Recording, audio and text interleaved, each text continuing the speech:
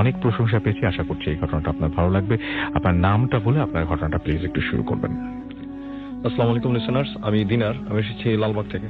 জি জি আসলে আমি এখন যে ঘটনাটি শেয়ার করছি এটা মানে ভৌতিক কিনা সেটা বলতে পারবো না, বাট একটু ডিফারেন্ট।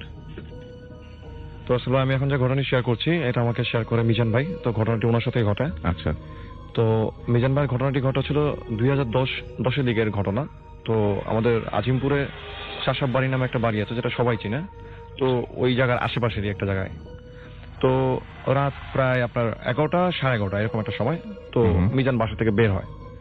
তো বের হয়ে ওই রাস্তাটা তেমন একটা গাড়ি ঘোড়া চলাফেরা করে না, ঠিক 9টার পরে তেমন একটা ফাঁকা হয়ে যায়। তো মিজান হাঁটতে হাঁটতে জাস্ট ওই শাসাব বাড়ির ওখানে বটতলা আছে একটা, বিশাল বড় একটা বটগাছ আছে, এখনো আছে। তো সেদিকটাই সে হাঁটতেছিল বাসা থেকে বের হয়ে। তো হাঁটতে হাঁটতে সে লক্ষ্য করলো যে শাসাব বাড়ির উল্টা পাশে ঠিক একটা মসজিদ এবং একটা মাজার একসাথে আছে। আচ্ছা। এবং ওই মাজারটার সাথে মানে আর রাস্তার সাথে ছোট্ট একটা ড্রেনও আছে। আচ্ছা। তো মিজান দূরের থেকে দেখতেছে যে একজন লোক সে ড্রেনের পাশে বসে আছে। তো দূরের থেকে দেখে ও হাঁটতেছিল রাস্তা দিয়ে, ওই দিকটায় হাঁটতেছিল। তো তখন তেমন গাড়ি ঘোড়া চলাফেরা করতেছিল না রাস্তায়। তো মিজান হাঁটতে হাঁটতে সামনে যাওয়ার পর যেটা লক্ষ্য করলো সেটা হচ্ছে মানে পাগল টাইপের একটা লোক, জামা কাপড় নোংরা বলাই চলে। হ্যাঁ। তো উনি ড্রেনের পাশে বসে মানে কিছু একটা ড্রেন থেকে তুলছেন। তো এটা দেখার পর ওর একটু কিউরিসিটি কাজ করে যে এত রাতে একটা লোক কি করতেছে এখানে। তো মিজান যেটা লক্ষ্য করলো যে উনি ড্রেন থেকে শুধু কিছু তুলছেন যে এটা না, উনি কিছু একটা তুলে উনার হাতে রাখছেন, হাতের তালুতে, এবং সেখান থেকে উনি আবার তার মুখে দিচ্ছেন সেখান জিনিসগুলো। মানে মিজান দেখতেছে যে উনি ড্রেন থেকে ময়লা তুলে হাতে রেখে আবার সেটাই খাচ্ছেন। আচ্ছা। তো এটা দেখার পর মিজান বেশ অস্বাভাবিক একটা দৃশ্য। জি জি আসলে তো এটা দেখার পর মিজান সেখানে থেমে যায়। হুম। তো মিজান থেমে গিয়ে দেখতেছিল। তো মিজানের দেখা সঙ্গে সঙ্গে আরো 2-1 লোক এসে ভিড় করে সেখানে, যে মানে কি হইতেছে। তো আরো 2-3 জন আসার পর সবাই দেখতেছে যে উনি ড্রেন থেকে কিছু একটা তুলতেছে এবং খুব আনন্দের সাথে উনি খাচ্ছেন। মানে ওনাকে দেখে বোঝা যাচ্ছে না যে উনি কোনো ডার্টি কিছু খাচ্ছেন। তো উনি তখন মিজানকে বলতেছে, ওকে ওর দিকে ইশারা বলতেছে যে কাছে আয়, এই নে খা। তো এটা বলার পর মিজান একটু মানে অস্বস্তিকর বোধ করে যে এরকম ড্রেন থেকে উঠিয়ে তাকে কেউ কিছু দিচ্ছে আর সে খাবে। তো তার কাছে একটু ব্যাপারটা একটু অন্যরকম লাগে। তো মিজান কিন্তু তার কাছে আর যায়নি, মিজান দেখতেছে ব্যাপারটা। তো মিজান যখন ডিনে করলো, তো ওই লোকটা করলো কি যে আরেকজন ছিল তার পাশে, তাকে ইশারা দিয়ে বললো যে তুই আয়। তো ওই লোকটাকে যখন ডাকলো সেই লোকটা সরাসরি চলে গেল তার নিকট, ওই পাগল ব্যক্তিটা বা যেই আছে। তো ওনার কাছে যাওয়ার পর উনি বললো যে তুই হাত পা ওই লোকটাকে। তো তখন উনি যেটা করলেন যে ড্রেন থেকে উঠিয়ে। ডিয়ার লিসেনার, নতুন একটি এপিসোডে সকলকে জানাই স্বাগত। চলে আসলাম বাছাই করা কিছু ভয়ানক ঘটনা নিয়ে। এই এপিসোডে আপনারা শুধুমাত্র বাছাই করা ভয়ানক ঘটনাগুলো শুনতে পারবেন। আপনারা যারা প্রতিনিয়ত এই ধরনের বাছাই করা ভয়ানক ঘটনা শুনতে চান তারা অবশ্যই এই চ্যানেলটি সাবস্ক্রাইব করে দেবেন, কেননা এই চ্যানেলের মধ্যে প্রতিনিয়ত রাত 10টা বাজে সব থেকে বাছাই করা ভয়ানক ঘটনাগুলো পাবলিশ করা হয়। তাহলে চলুন এই ভিডিওর মধ্যে একটি লাইক দিয়ে আমরা প্রত্যেকটি ঘটনা শেষ পর্যন্ত শুনে আসি। ছোট একটা ড্রেন এখনো আছে সেখানে রাস্তার পাশে। তো উনি সেখান থেকে উঠে ওই লোকটাকে হাতে দিয়ে বললো যে খেয়ে ফেল। ওই লোকটা জাস্ট দেখলো না যে ওনাকে কি দিছে, উনি জাস্ট করলো কি ওনার মুখে দিয়ে দিল। আচ্ছা। তো মুখে দেওয়ার পর উনি আবার পিছনে এসে দাঁড়াইছে। তো মিজান বলতেছে যে ভাই মানে কি দিল আপনাকে, আমাকে তো দিয়েছিল, আমি তো না করলাম। কি দিছিল বলতে পারলাম না, মানে টেস্টটা এরকম কিছু আমি এর আগে টেস্ট করি নাই, জাস্ট দেওয়ার সঙ্গে সঙ্গে মনে হলো যে ভিতরে চলে গেল। তারপর ওই লোকটা নিজের মতো করে ড্রেন থেকে ময়লা তুলছে আর খাচ্ছে। তো একটা পর্যায়ে আরো কিছু লোকজন হয়, মানে সবাই ভিড় জমে যায় ওনাকে দেখার জন্য। তো তখন ওই লোকটা বলতেছে যে আমার রুটি খাওয়া, এরকম বলতেছে, মিজানের দিকে ইশারা করে। তো মিজান চিন্তা করতেছে যেহেতু আমি ফার্স্ট টাইম একটু ভুল করছি, তো এবার আর ভুলটা করা যাবে না। তো এটা শোনার পর মিজান সেখান থেকে চলে যায়। তো আমাদের ওই আজিমপুরে চায়না বিল্ডিং এর দিকেই কিছু ব্রেডের কারখানা আছে। তো মিজানের দেখা দেখি আরো অনেকেই মানে ব্রেড আনার জন্য সেখান থেকে ওই রুটির দোকানগুলোতে যায়। তো মিজান যেটা করে, মিজান একটা রুটির দোকানে গিয়ে রুটি নিয়ে আসে, জনকে বলে যে বন রুটি টাইপের গোল যে রুটিগুলো। আচ্ছা। তো ওর দেখা থেকে আরো অনেকে ব্রেড, বড় ব্রেড গুলো নিয়ে আসে। তো একজন চাও নিয়ে আসে। তো আসার পর সবাই দেয়। তো সবাই দেওয়ার পর উনি কিন্তু কারোর থেকে কোনো রুটি নিচ্ছে না, শুধু মিজানের 2 টাকা নাকি জানি 3 টাকাতে সে কিনছে রুটিটা। আচ্ছা। ওইটাই সে নিল। সে নিয়ে মনে হচ্ছে সে ড্রেনের ভিতরে জাস্ট একবার ঢুকাচ্ছে, বের করে মুখে দিচ্ছে, ময়লা সহই খাচ্ছে। ইয়েস। আচ্ছা। এবং এটা সবাই দেখতেছে। এবং মিজানের যে রুটি আনছে তার থেকে কিন্তু অনেকে দামি ব্রেডও আনছে সেখানে। উনি কারোটাই খাচ্ছে না এবং চাও খাচ্ছে না। উনি জাস্ট খাওয়ার পর মিজানকে বলতেছে যে তুই কাছে আয়। আমি বলতেছি আমার লোম দাঁড়িয়ে যাচ্ছে হাতের। তো মিজানকে বলতেছে যে তুই কাছে আয়। তো মিজান তখন কাছে যায়। তো সে মিজানকে বলতেছে যে তোর সাথে এরপর আমার আবার দেখা হবে। আচ্ছা। তুই যদি আজমির শরীফ যাস, ইন্ডিয়াতে একটা প্রসিদ্ধ মাজার আছে যেটা আমরা সবাই চিনি, বলতেছে তুই যদি ওখানে যাস তাহলে তোর সাথে আমার দেখা হবে। এটা বলার পর মিজানকে বলতেছে যা। তো কেউ আর যাচ্ছে না সেখান থেকে, সবাই দেখতেছে যে উনি কি করে। আচ্ছা। তো উনি জাস্ট উনার মতো করে রুটি খাওয়া শেষ করলেন, উঠে দাঁড়ালেন। তো শাসাব বাড়ি থেকে ছাপড়া মসজিদের দিকে যে রাস্তাটা গেছে সে বটতলা থেকে, তো উনি অনেকক্ষণ দাঁড়িয়ে থেকে ডানে বামে দেখতেছিলেন, মানে একটা অপকৃতস্তর মতো যে উনি কি করবেন কিছু বুঝে উঠতে পারতেছেন না। তো উনি জাস্ট হাঁটা দিলেন, ছাপড়া মসজিদের থেকে হাঁটা দিলেন। তো উনার পিছনে পিছনে মিজান ছিল, আর রাস্তা যারা ছিল মানে সবাই তার পিছিয়ে পিছিয়ে হাঁটতেছে। তো হাঁটতে হাঁটতে ছাপড়া মসজিদের এখানে আসার পর এখন যেখানটা কাঁচা বাজার বসে, তো ডান দিকে হচ্ছে 27 নম্বর কলোনির গেট, আর বাম দিকে হচ্ছে লিটল অ্যাঞ্জেলস স্কুলে যাওয়ার যে রাস্তাটা। তো মিজান একা হলে হয়তো বা তার ভুল হতে পারতো, তারা সবাই দেখতেছে। ঠিক ওই জায়গাটা আসার পর মনে হলো কি যে উনি জাস্ট হাওয়ায় মিশে গেলেন। আচ্ছা। মানে কেউই কিন্তু আর তাকে দেখতে পারতেছে না। অনেকে জাস্ট 27 নম্বর কলোনির দিকে গেল, ওইখানেও উনি নাই। লিটল অ্যাঞ্জেলস স্কুলের দিকে গেল কলোনির, ওইখানেও নাই। আর সোজাসুজি হচ্ছিল আজিমপুর ম্যাটার্নিটি যে রাস্তাটা, ওইদিকে গেলে তো অ্যাটলিস্ট তাকে দেখতে পাওয়ার কথা। উনি কিন্তু সেখান থেকে ভ্যানিশ হয়ে যায় রাসেল ভাই, নাই, একেবারে নাই, সবার চোখের সামনে। হ্যাঁ, এবং সবার চোখের সামনে। মোটামুটি কত মানুষ ছিলেন ওখানে? মিজান যেটা বলে যে ওইখানে যাওয়ার পর আরো 7-8 জন, প্রায় 10-12 জনের মতো হবে। এবং 10-12 জন মানুষের সাথে চোখের সামনে জাস্ট ভ্যানিশ হয়ে গেলেন, এবং 10-12 জন মানুষ একই দৃশ্য দেখলেন। এবং তাই তো? সবাই কিন্তু সবার মুখের দিকে তাকাচ্ছিল, আর মিজানের দিকে সবাই বেশি তাকাচ্ছিল, কারণ ওকে যে কথাটা বলে এটা সবাই শুনে যে তোর সাথে আমার আরেকবার দেখা হবে, সেটা আজমির শরীফে।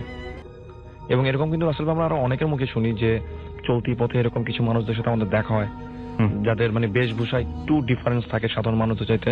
হ্যাঁ, সেটাই। এবং একটা ঘটনা শুনে আসি, আমাদের নতুন আরেকজন অতিথি আছেন। আপনার নামটা প্লিজ একটু বলবেন এবং জানাবেন আপনি কোত্থেকে এসেছেন, তারপর আপনার ঘটনায় আমরা যাব। হ্যালো লিসেনার, আসসালামু আলাইকুম।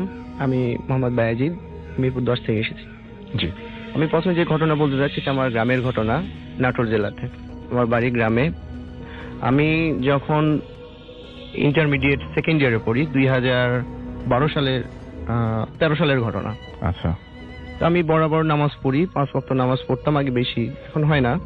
তো 5 ওয়াক্ত নামাজ বাদেও আর যে নামাজ আছে আমি সেই নামাজগুলো নিয়মিত নামাজ পড়তাম। তো আমি প্রথমে আমার একটা ঘটনা ঘটে, সেটা হয়েছে এমন যে আমি ঘুমায় থাকতে থাকতে হঠাৎ করে তন্দ্রা ভাব, এমন টাইমে আর কি আমি এক কাত হয়ে ঘুমিয়ে আছি, একাই ঘুমাইতাম। তো এমন অবস্থায় যে আমার মনে হচ্ছে আমার দরজার লাইট অফ, অনেক রাত, তখন 12টা বা 12:30টার উপরে। তো দরজা দিয়ে একটা ছায়া আসলো, ছায়া এসে আমার মানে গায়ের উপর চেপে ধরছে। চেপে ধরার পর আমি তার সাথে মানে আমাকে এমন ভাবে চেপে ধরছে যে মানে যেন আমার নিঃশ্বাস বের হচ্ছে না স্যার ভাই, নিঃশ্বাস বের হচ্ছে না, আমি নিঃশ্বাস নিতেও পারছি না। তার সাথে মানে আমি আমার শক্তিতে আমি তাকে কোনোভাবে নামাতে পারছি না। আমরা অনেকে জানি যে বোবায় ধরে, বাট আমার মনে হয়েছে ওটা বোবায় না। আমার জানালা দিয়ে লাইট আসে, সেই দিন আর জানালার লাইটও আসছে না, বাড়ির ভেতরের লাইটটা। তো এইভাবে তার সাথে আমার একটু মানে মারামারির রকম হইলো। আমি তাকে দেখার জন্য মাথায় হাত দিলাম। মাথায় হাত দিয়ে আমি বাম হাতটা দিলাম, আমার খুব ভালো করে মনে আছে। বাম হাত দিয়ে আমি বুঝলাম যে তার চুলে, মাথায় যখন হাত দিয়েছি তার চুলটা বিশাল বড়। আমি একা ঘুমাই, তার চুল এত বড় হবে কেন? তো অনেক বড় চুল। যাই হোক, আমি তখন অনেক সূরা পড়লাম, কিছুক্ষণ পর ঠিক হয়ে গেল। এটা আমার প্রথম ঘটনা। মানে এটা আপনার সাথে কি একবারই ঘটেছে? না, 2টা ঘটছে। এটা প্রথম কাটটা, মানে প্রথম কয়েকদিন আগের ঘটনা। তারপরে কিছুদিন পরে আমি তাহাজ্জুদের নামাজ পড়বো, বাজে 12:30 একটা এমন। তো আমি নামাজ পড়বো, দরজা আটকিয়ে পেরে নামাজে দাঁড়ায় দাঁড়ায় গেলাম। নামাজ পড়া সে মোনাজাত করছি। আচ্ছা। মোনাজাত করতে গিয়ে আমি বলছি, হে আল্লাহ, আমি তো নামাজ পড়ছি, আমি জানি যে তুমি, আমি দোয়া করলে যা চাবো আজকে রাতে, এই রাতে যে নামাজ পড়ে যা চায় সেটাই পূরণ হয়ে যায়। তো অনেক আল্লাহর কাছে আমি দোয়া করছি, আল্লাহ তুমি আমাকে মানে পেটাত্তা হিসেবেও আমাকে যেন আজকে কিছু আমি দেখি। হঠাৎ করে আমি মনে হলো অনেক কিছুই তো অনেক কিছুই হয়, অনেক কিছুই চাচ্ছি, তার সাথে এটাও চাই। খুব দেখি অদ্ভুত। মেলে নাকি। যাক, আপনি অনেস্টলি বলছেন, হ্যাঁ, মেলে ঠিক নাকি। আছে। তখন আমি চাচ্ছি মোনাজাত করে, যাক মোনাজাতটা শেষ করলাম। আমার দরজাটা আর কি, আমার রুমটা ছিল যে চারিদিক ঘুরানো বা আমাদের বাড়িটা, হুম। তো পেছনের বাড়ির পেছনের জানালা ওইটা থাকে আমার বেডের সরাসরি, আমার মাথার সোজাসুজি। আচ্ছা। আর আমার মুখের সামনে মানে পায়ের সোজা বাড়ির ভেতরে একটা জানালা আছে, তো উপরের দরজা জানালার পাল্লাটা খোলা, তো ভেতরে লাইট জ্বলা থাকে বাড়ির ভেতরে। লাইটটা আর কি, লাইটটা আসে ওই একটু লাইট আসে রুমের ভেতর, এসে একটু আলো হয়। আর পেছনের দরজা পাল্লা তো আছে।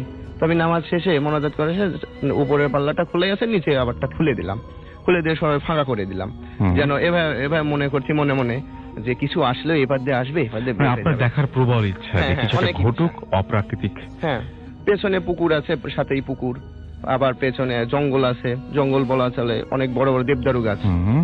তারপর কবর আছে আমার দাদা দাদির, এমনটা আর কি। তবে যাই হোক, ঘুমানোর চেষ্টা নিচ্ছি, শুয়ে আছি। 15 মিনিট 20 মিনিট পর আমার ঘুম চলে আসছে। মানে ঘুম একবারে ঘুমায় গেছি তা না, হুম। চন্দ্রের অবস্থা, আমি জেগে আছি, বোঝা যাচ্ছে, কোনো শব্দ হইলো শুনতে পাচ্ছি। তো ডান কাতে শুয়ে আছি, তো গরমের সময় ফ্যান চলছে, অনেক অনেক জোরে ফ্যান চলছে। তো আমি শুয়ে থাকতে থাকতে মানে পেছন থেকে মনে হচ্ছে আমার ঠান্ডা লাগছে। হঠাৎ করে এত গরমের মাঝে ঠান্ডা। ও রাসেল ভাই, আমি ভুলে গেছিলাম যে আমি যখন মোনাজাতটা শেষ করে উঠি, একটা শালিক পাখি বাড়ির পেছনের জানালা দিয়ে ঢুকে। এটা খুব ইম্পর্টেন্ট। হ্যাঁ, শালিক পাখিটা পেছনের জানালা দিয়ে ঢুকে হ্যাঁ। 2টা পাক দিয়ে ঘরের মধ্যে, আবার সামনের জানালা দিয়ে বের হয়ে চলে এবং গেল। তখন কটা বাজে? তখন 1টা বাজবে। আচ্ছা। হ্যাঁ, 1টা এবং বাজবে। এই সময় তো এরকম শালিক পাখি হ্যাঁ, দেখার আমি কোনো তো অবাক কোনো যে শালিক কারণই পাখি, নাই। তো আমি মনে করছি হয়তো ফেরেশতা, এমন ভাবছি, কিন্তু আচ্ছা। তখন আল্লাহকে আমি ধন্যবাদ জানাইলাম। যাক, আমি এই তো গেল এটা। তো শুয়ে আছি, পেছন থেকে ঠান্ডা লাগছে। আমি ভাবছি কি ব্যাপার, আমার পেছনে ঠান্ডা লাগছে, এমনটা কেন, এত গরমে ফ্যান চলছে। তো আমি কাঁথা নেবো এমনটা করছি, নিতে আর কি একটু ঘুমের মতন হইল। তো মাথার সাথেই জানালা, ওই পাশে জানালা খোলা। তার ভয়ও লাগছে যে আল্লাহ কিছু হয় নাকি, আবার চোর বা কেউ টেনেও ধরতে পারে, এমনটা ভয় করছি। যাই হোক, ওটা আছি, হঠাৎ করে শব্দ শুরু হইলো। শব্দ যে আমরা বিভিন্ন হরর মুভি দেখি, হরর মুভিতে শব্দ কেমন যেন শব্দ হয়, মানে মন থেকে গা লোম সেরে ওঠার মতো শব্দ। আর গ্রামের মানুষ বিশেষ করে সহজেই ভয় পায় না, এটা আমি জানি।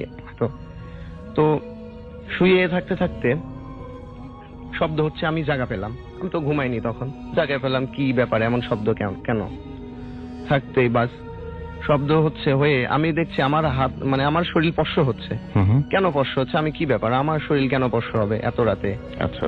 স্পর্শ হবে বাস। আমার মাথায় মানে গায়ে হাত দিচ্ছে, আমি ঠান্ডা হয়ে মানে উপরে যখন তাকাইলাম জানালার দিকে, এবার তো মানে মাথাটা যখন আমি উপরে করি, জানালা তো পেছনে জানালা দেখা যাবে। হুম। শুয়ে আছে, আমি দেখছি যে এমন কেউ হবে, মানে মাথা থেকে শুরু করে তার কান আমি দেখতে পাচ্ছি না। আচ্ছা। চোখের মানে সাইজ কেমন মনে হচ্ছে চোখটা টেরা, চোখ দিয়ে মানে টেরা হয়ে মানে মুখ দিয়ে রক্ত পড়ছে, আর গায়ের লোম বিশাল বড় বড়। হ্যাঁ, আমি সম্পূর্ণ তখন আমার সেন্স আছে, এমন অবস্থা বিশাল বড় বড়। তো আমি জানালাতে শুয়ে আছি, আমি ভয়ে একটু পেছনে হাঁটছি, ভয়ে মানে বেডের পেছনের দিক চলে যাচ্ছি যে আমার মাথাটা একটু নিয়ে যাই। হ্যাঁ, তো জানালা পাল্লাটা পেছন দিকে, আমি যে আটকায় দেবো তাও পাচ্ছি না। আচ্ছা। তো আমি পেছন দিকে যাবো, এমন সে আমার মানে আমার ঘাট থেকে, এখান থেকে ঘাট থেকে সে আমাকে ধরে জানালা দিয়ে বের করবে। মনে হচ্ছে সে আমাকে জানালা দিয়ে বের করে নিয়ে যাবে, সে আমাকে খাবে বা কিছু করবে। মানে সে অবস্থায় তো আমরা মনে করি অবশ্যই সে খাবে, কোন একটা ক্ষতি করবে, আপনি মানে সেটা বুঝতে ক্ষতি পারছেন। করবে। মানে আমি মনে হয় যে এমনি বলতে পারে যে জাহান্নামের কথা বলছে, হয়তো বা এমন কিছু আমাকে আক্রমণ করছে। মানে এটা আমি ভাষা, আপনি যখন আকাশ পাতাল ভাবছেন হ্যাঁ। অনেক কিছু আর কি। আমি মানে তখন সূরা দোয়া কিছুই পড়ছি না, হুম। মানে আমার মনে আসছে না তখন। তেমন অবস্থা আমাকে ধরছে, আমি তার মনে হয় মাথায় বা কোথাও হাত দিয়েছিলাম, হাত দিয়ে দেখছি যে মানে তার গায়ের মধ্যে ঢুকে যাচ্ছে আমার হাত। আমার তখন মনে হচ্ছে যে সে আমার মতো কিছু। হ্যাঁ, সে আমাকে মনে হচ্ছে জানালা দিয়ে বের করে নিচ্ছে। আমার মনে হচ্ছে আমার মাথাটা আমার জানালা বাইরে। আমি তখন ভাবছি আমি শুইলাম, আমি তো ভেতরেই আছি, আমার মাথা জানালা বাইরে। তখন আমার তো মানে গরমের মাঝে আমার ঠান্ডায় মানে আমি জমে গেছি। সূরা পড়তে শুরু করলাম, সূরা পড়ছি, আমি অনেক 4-5 মিনিট চলে যাচ্ছে, আমার আর মানে তাকে আমি রেহাই পাচ্ছি না, এমন অবস্থা হচ্ছে। তো ওই যে লাইটটা আসতো বাইরে থেকে, সেই লাইটটাও নাই এখন, ঘর সম্পূর্ণ অন্ধকার, সেই লাইটটা আসছে না। আমি অনেক সূরা পড়ছি, সে আমাকে ছাড়ছে না। মানে আমাকে মনে হচ্ছে আমি মনে মরেই গেলাম, আমি মনে হয় আর বাঁচবো না, আমার মনে হয় আজকে শেষ। তো আমি আবার এটা ভাবছি যে আমি যদি এখন সেন্সলেস হই, আল্লাহ যদি সেন্সলেস করে তাও তো আমি বাঁচি, কারণ এখান থেকে আমি ভয়ে অন্যরকম। তারপরে কি হলো? তারপর আমি এমনটা বলছি, বলতে বলতে অনেক সূরা পড়লাম, পড়ার পর আমি বলছি এমন যে হ্যাঁ আমি মুহাম্মদ সাল্লাল্লাহু আলাইহি সাল্লামের নিয়ে বলছি, সে আল্লাহর বন্ধু, তার নাম নিয়ে বলছি আমাকে ছেড়ে চলে যাও। তার একটু পরেই সে মানে আমি হই, তাতে রেহাই পাই উঠে আর কি লাইট জ্বালায় পানি খাই, আম্মুকে ডাকি, তারপরে আর কি সকাল হয়ে বলার পর 2-1 দিন পরে আমি তাবিজটা নিই, তাবিজ নেওয়ার পর আমার কাছে সম্পূর্ণ okay. Thank you very much. আমরা চলে যাচ্ছি দিনারের কাছে, খুবই ছোট্ট একটা ঘটনা শুনবো আমরা, আশা করছি আপনাদের ভালো লাগবে। জি রাসেল ভাই, আমি এখন যে ঘটনাটি শেয়ার করছি এটা আমি এক বড় ভাইয়ের মুখ থেকে শুনি, তো আমি ওনার নামটা বলছি না। তো ঘটনাটি হচ্ছে ওই বড় ভাইয়ের দাদার নানার, তার মানে মোস্ট প্রবাবলি আজ থেকে প্রায় 100 বছর বা তারও বেশি হবে আচ্ছা, আগের একটি ঘটনা, এবং এটা মানিকগঞ্জ জেলার একটি ঘটনা। তো বড় ভাইয়ের ওই যে রিলেটিভটা ছিলেন উনি খুব শক্তিশালী ছিলেন। তো এত বেশি শক্তিশালী ছিলেন যে ওই গরুর ধান বোঝাই যে গাড়িগুলো ছিল সেগুলো যখন কোনো খাদে পড়ে যেত উনি একাই তুলতে পারতেন সেটা। আচ্ছা। তো ওনার একটা ঘটনা হচ্ছে যে উনি বিয়ে করার পর তো উনি ওনার ওয়াইফকে নিয়ে একদিন নৌকাতে করে ঘুরতেছিলেন খালের মধ্যে দিয়ে। তো খালের সাথে ছোট্ট একটা রাস্তা, তারপর হচ্ছে আরেকটা খাল। তো উনি চিন্তা করতেছেন যে নতুন বিয়ে করছি, যদি এখন ওয়াইফকে স্ত্রীকে যদি নামতে বলি নৌকা থেকে, তার ব্যাপারটা কেমন দেখা যায়, আর যদি না হয় তাহলে ওনাকে অনেক দূর ঘুরে আবার আসতে হবে। তো উনি করলেন কি যে স্ত্রীকে না নামতে বলেই জাস্ট উনি নৌকাটাকে মানে এত বেশি শক্তিশালী ছিলেন যে উনি নৌকাটাকে তুলে জাস্ট খালের এক পাশ থেকে উনি আরেক পাশে নিয়ে আসেন। আচ্ছা। তো উনি এটা কেন বলছি মানে পরে ঘটনা শুনে বুঝতে পারবেন। তো একদিন এরকম হয় যে উনি কাজ শেষ করে উনি বাসায় ফিরতেছিলেন রাতের বেলা। তো উনার বাসায় ফেরার পূর্বে যে উনাদের গ্রামে যে ওনার বাসা থেকে কিছু দূরে একটা শ্মশান পড়ে। তো উনি দেখতেছেন সেখানে ওই বিয়ের সময় যেরকম লাল শাড়ি পরে, তো এরকম লাল শাড়ি পরা একজন মহিলা দাঁড়িয়ে আছে সেখানে। তো উনি জিজ্ঞেস করলেন যে কে আপনি, এত রাতে এখানে কি করতেছেন? তখন প্রায় অনেক রাত। তখন ওই মহিলা তাকে কোনো রিপ্লাই না করে জাস্ট তাকে ক্রস করে চলে গেল। তো উনি যথারীতি বাসায় চলে আসেন। তো উনি এমনিতে এইসব ব্যাপারগুলোতে ভয়টয় পেতেন না। তো উনি বাসায় চলে আসার পর উনি ওনার দরজায় নক করেন। তো ওনার ওয়াইফ দরজা খুলেন। দরজা খোলার পর উনি ঘরের ভিতরে ঢুকেন। তো ঢোকার পর উনি বেডে রয়ে হাত মুখ ধুয়ে জাস্ট উনি স্ত্রীর সাথে উনি রুমের ভিতর খাওয়া দাওয়া শেষ করেন। খাওয়া দাওয়া শেষ করে উনি ঘুমিয়েও পড়েন। আচ্ছা। তো মাঝরাতের ঘটনা, তার দরজায় বেশ জোরে জোরে নক হচ্ছে। তো মাঝরাত কি তার একটু বেশি হবে। তো উনি ঘুম থেকে উঠে গিয়ে জাস্ট দরজাটা খুলেন। তো উনি দরজা খোলার পর যেটা দেখলেন যে উনার স্ত্রী দরজার বাইরে, উনি দরজা নক করছেন। তো উনি দরজা খোলার পর ওনার স্ত্রী বলতেছে যে তুমি কখন আসলা। তখন উনি আর কোনো কিছু রিপ্লাই করে নাই। তো উনি জাস্ট খালি এতটুকু বলে যে তুমি এতক্ষণ কোথায় ছিলা। ওই তার স্ত্রীকে উনি জিজ্ঞেস করে যে তুমি এতক্ষণ কোথায় ছিলা।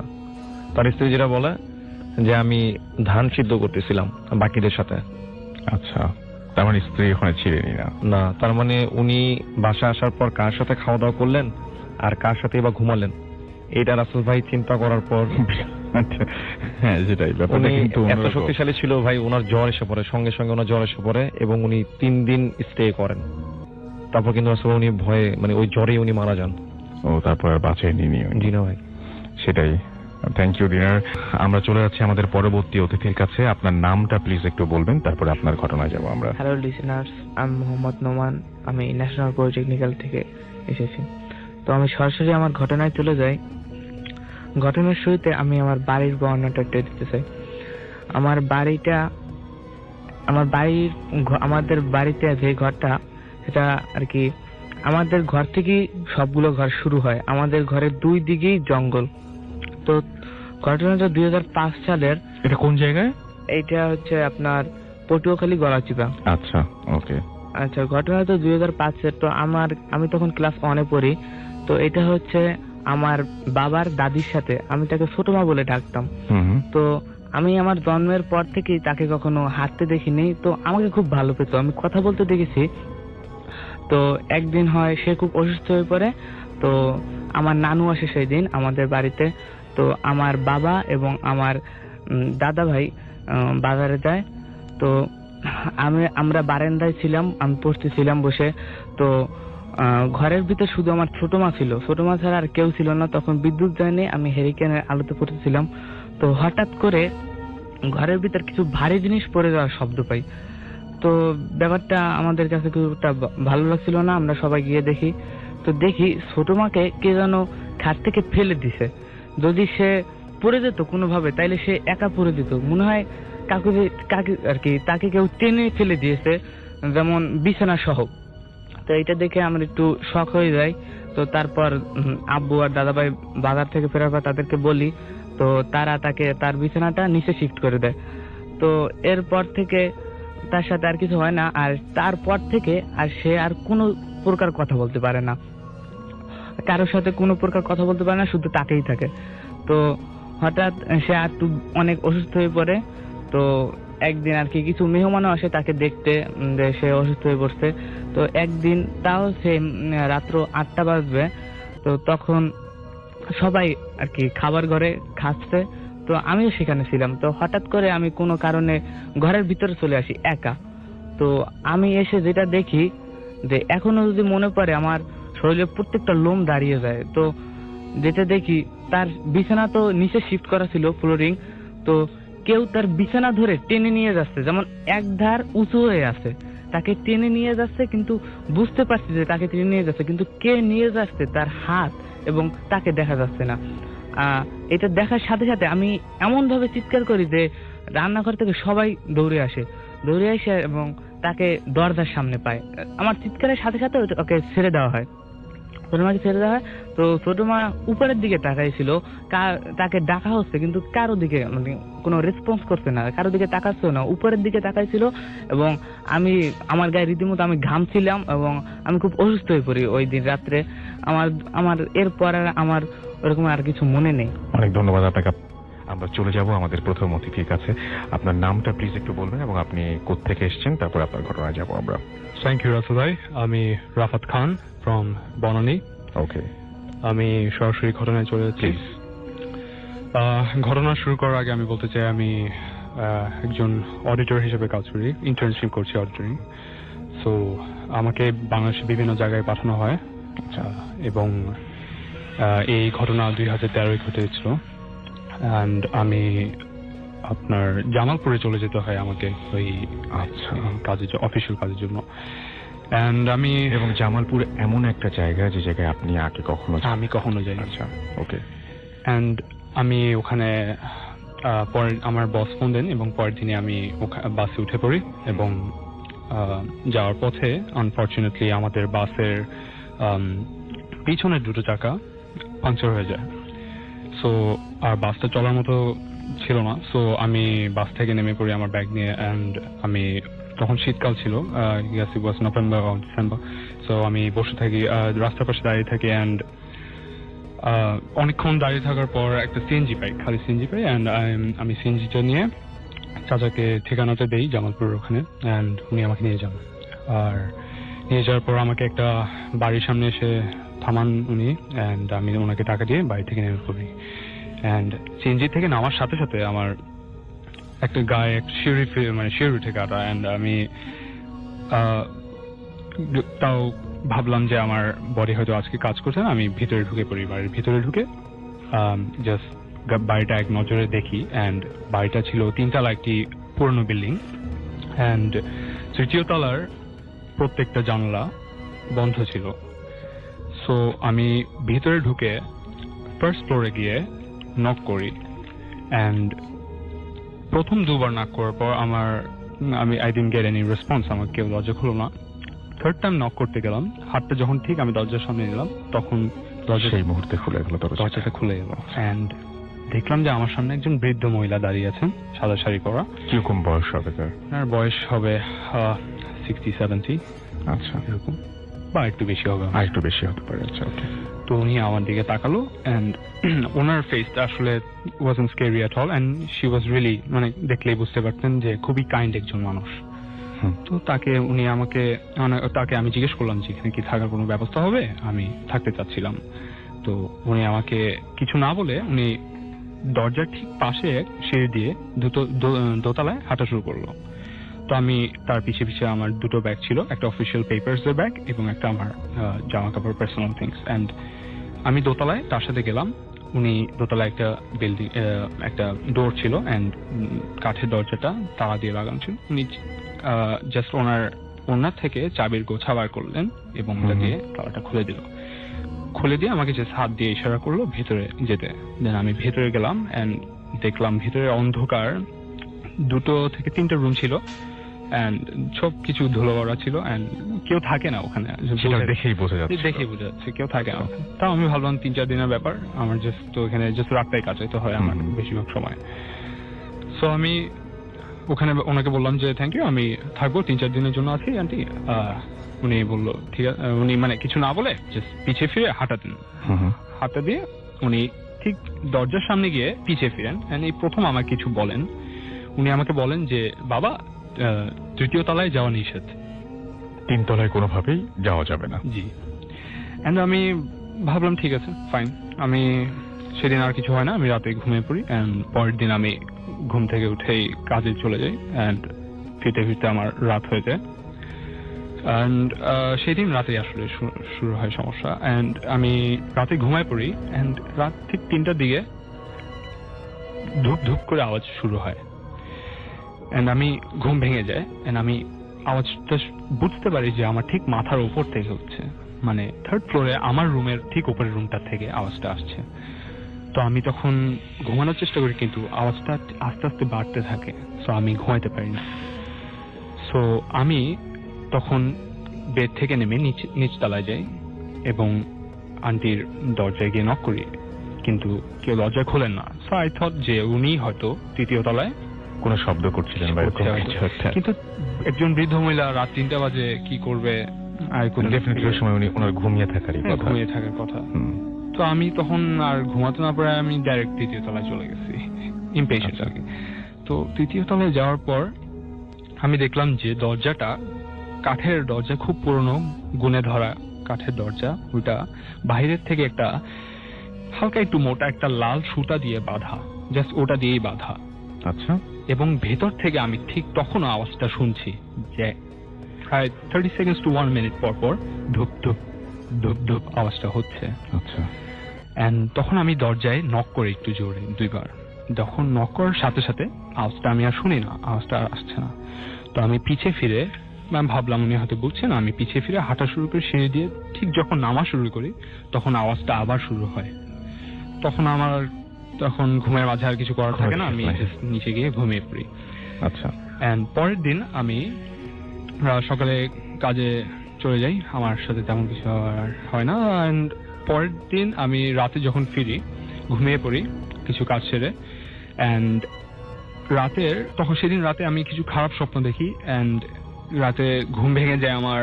ঠিক আমার একটা অভ্যাস আছে, আমার ঘুম ভাঙলে আমি সবসময় পাশে বালিশের পাশে ফোনটা নিয়ে দেখি।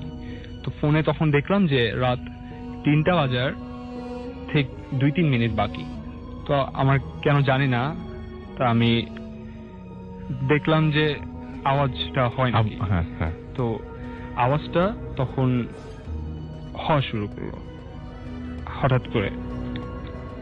তো আমি একই সময়ে হলো না, মানে শুরু হলো কি একই সময়ে? মানে আগের দিন রাতের বেলা যে সময় আওয়াজটা শুনেছিলেন 3টার সময়, ঠিক ওই একই সময়ে হয়? 3টার সময় আওয়াজটা শুরু হতো। এই যে 3টা, আমি 3টা কেন জিজ্ঞেস করলাম এবং এখানে কেন একটু মানে এমফাসিস দিলাম সেটা আমি পরে বলছি, আপনি আপনার ঘটনা বলুন। আচ্ছা ঠিক আছে। তো 3টা বাজে আওয়াজটা শুরু হলো এন্ড দিস টাইম আমি আর নিচে যাওয়ার করলাম না, কারণ আমি প্রত্যেকবার গিয়ে নক করতাম এন্ড কেউ দরজাই খুলতো না নিচে। তো আমি ডাইরেক্ট উপরে গেলাম এন্ড দিস টাইম উপরে আমি যাওয়ার পর সাথে সাথে দেখলাম যে লাল সুতাটা আজকে নেই, বাধা ছিল না আজকে দরজাটা, যেটা আপনি গতদিন দেখেছিলেন। জি। সো তখন আওয়াজটা হচ্ছে এন্ড সো আমি নক করি 2-3 বার, বাট আওয়াজটা এবার থামে না। সো আমি আস্তে করে দরজাটা একটু ঠেলে ভিতরে একটু উকি মারি এন্ড উকি মেরে আমি দেখি যে ডান দিকে একটা অন্ধকার রুমের মধ্যে জাস্ট 2টো জানালা খোলা, তা দিয়ে যা আলো আসছিল তা দিয়ে আমি দেখছিলাম 2টো জানালা খোলা। সেই আলোতে মাটিতে একটা ধুলোওয়ালা রুমের মাটিতে একটা কালো খুব লম্বা মানুষ আকৃতির কিছু একটা বসে আছে এবং তার পিঠটা আমার দিকে ফেরানো। মানুষের মতো কিন্তু ঠিক মানুষ বলা যায়। গ্ল্যান্সে আপনি দেখে বলবেন যে তা হয়তো একটা মানুষ বসে আছে, কিন্তু আমি 5 সেকেন্ড দেখার পর বুঝে গেছি যে এটা কোনো মানুষ হতে পারে না। কারণ তার কেন হতে পারে না? কারণ তার বডি ছিল অদ্ভুত কালো। আচ্ছা। পুরোপুরি অদ্ভুত কালো এবং সে খুবই লম্বা এবং তার হাতগুলো খুবই লম্বা, হুম হুম। এবং আমরা মেডিটেশন করতে যেমন বসি হুম হুম হুম। সে ওইভাবে বসেছিল, পা দুটো ভাঁজ করে হাত করে, হ্যাঁ। এবং সে তার পিঠটা আমার দিকে দেওয়া ছিল, এবং আমি অন্ধকারে অল্প আলোতে যা বুঝতে পারছিলাম তার হাতে সাদা কঙ্কাল মতো ছিল, কঙ্কাল টাইপের কিছু ছিল। আচ্ছা। And সে মানে হাড় টাইপের হার্ড ছিল। টাইপের কিছু ছিল, তার সামনে কিছু জিনিস রাখা, এবং সে প্রতি 30 সেকেন্ড বা 1 মিনিট পর পর ওই হাড়গুলো দিয়ে মাটিতে বাড়ি মারছে, মানে ফ্লোরে ফ্লোরে। এই শব্দটা। হ্যাঁ, এবং আমি প্রথমে একটু ঘাবড়ে গেলাম, এন্ড সে মনে মনে মুখে মুখে কি যেন একটা বলছিল, এন্ড আমি বুঝতে পারছিলাম I don't think it was Bangla, because Bangla ভাষায় এটা মনে হচ্ছিল না, Okay. সে জাস্ট বড়বড় করছিল, ডিফারেন্ট কোনো একটা ল্যাঙ্গুয়েজ। সে বড়বড় করছিল, এন্ড আমি তখন খুবই ভয় পেয়ে যাই, এন্ড আমি ভাবলাম যে এখানে আর থাকা দরকার নেই, আমি নিচে গিয়ে শুয়ে পড়ি। তো আমি যেই ভাবলাম যে পিছে ফিরবো, সেই জিনিসটি আমার দিকে ফিরে তাকায়, এবং সে জাস্ট মানুষের মতো মাথা ঘুরে তাকায় নাই, সে তার ওয়েস্ট থেকে, তার কোমর থেকে তার আপার বডি পুরো উপরের অংশটা পিছে ঘুরে সে আমার দিকে তাকায়। তার মানে নিচের অংশটুকু ওখানে ওইরকমই থাকে, হ্যাঁ, বাট কোমরের উপরের অংশ থেকে অর্থাৎ ওয়েস্টের ওপর থেকে জি পুরো জিনিসটা ঘুরে যায়। জি। আচ্ছা।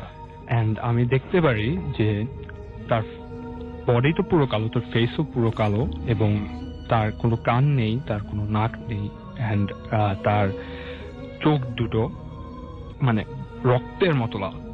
তার মানে পুরো মুখটা সমান, শুধু দুটো চোখ বসানো। জি, আচ্ছা। রক্তের মতো লাল, এন্ড তার খুব চিকন দুটো ঠোঁট আছে, খুবই চিকন। খুবই আচ্ছা। চিকন দুটো ঠোঁট আছে, এন্ড সে আমার দিকে তাকিয়ে জাস্ট একটা হাসি দেয়, খুবই বিদঘুটে একটা বিচ্ছিরি হাসি দেয়, এন্ড হাসি দেওয়ার সাথে সাথে তার ঠোঁটগুলো উপরে একদম চোখের নিচ পর্যন্ত উঠে যায়। আপনি এখনো হালকা হালকা কাঁপছেন, আপনার কি ওই সম্পর্কে মানে ওই ব্যাপারটা মনে পড়ছে নিশ্চয়ই? এবং ওই মুহূর্তে আপনার কি মনে হচ্ছিল, যে ইনি কি এই ফ্যামিলি মেম্বার নাকি অন্য কিছু? ভাইয়া, when you see a face like that, ওরকম যখন একটা চেহারা সামনে দেখবেন, তখন আর মাথায় কিছু চিন্তা করার মতো থাকে না। আমি সেটা বুঝতে পারছি পুরোপুরি। যে কিছু একটা যে বানাবেন, যে হ্যাঁ। জিনিসটা আসলে এটা, সেরকম করে কিছু মনে হয়। তারপর Just- আপনি কি করলেন ওই মুহূর্তে? আমি তখন খুব ভয় পেয়ে যাই, এন্ড ওখান থেকে দৌড় দিয়ে আমি বাড়িটা থেকে বের হয়ে যাই, 3 তলা নিচে নেমে গেট থেকে বের হয়ে যাই। গেট থেকে বের হয়ে পাশে 2 রোড পাশে একটা মসজিদ ছিল, মসজিদে গিয়ে আমি, মসজিদটা সারা রাত খোলা থাকে, সো ওখানে গিয়ে আমি শুয়ে পড়ি, রাতটা ওখানেই কাটাই, বিকজ খুব ভয় পেয়ে যাই।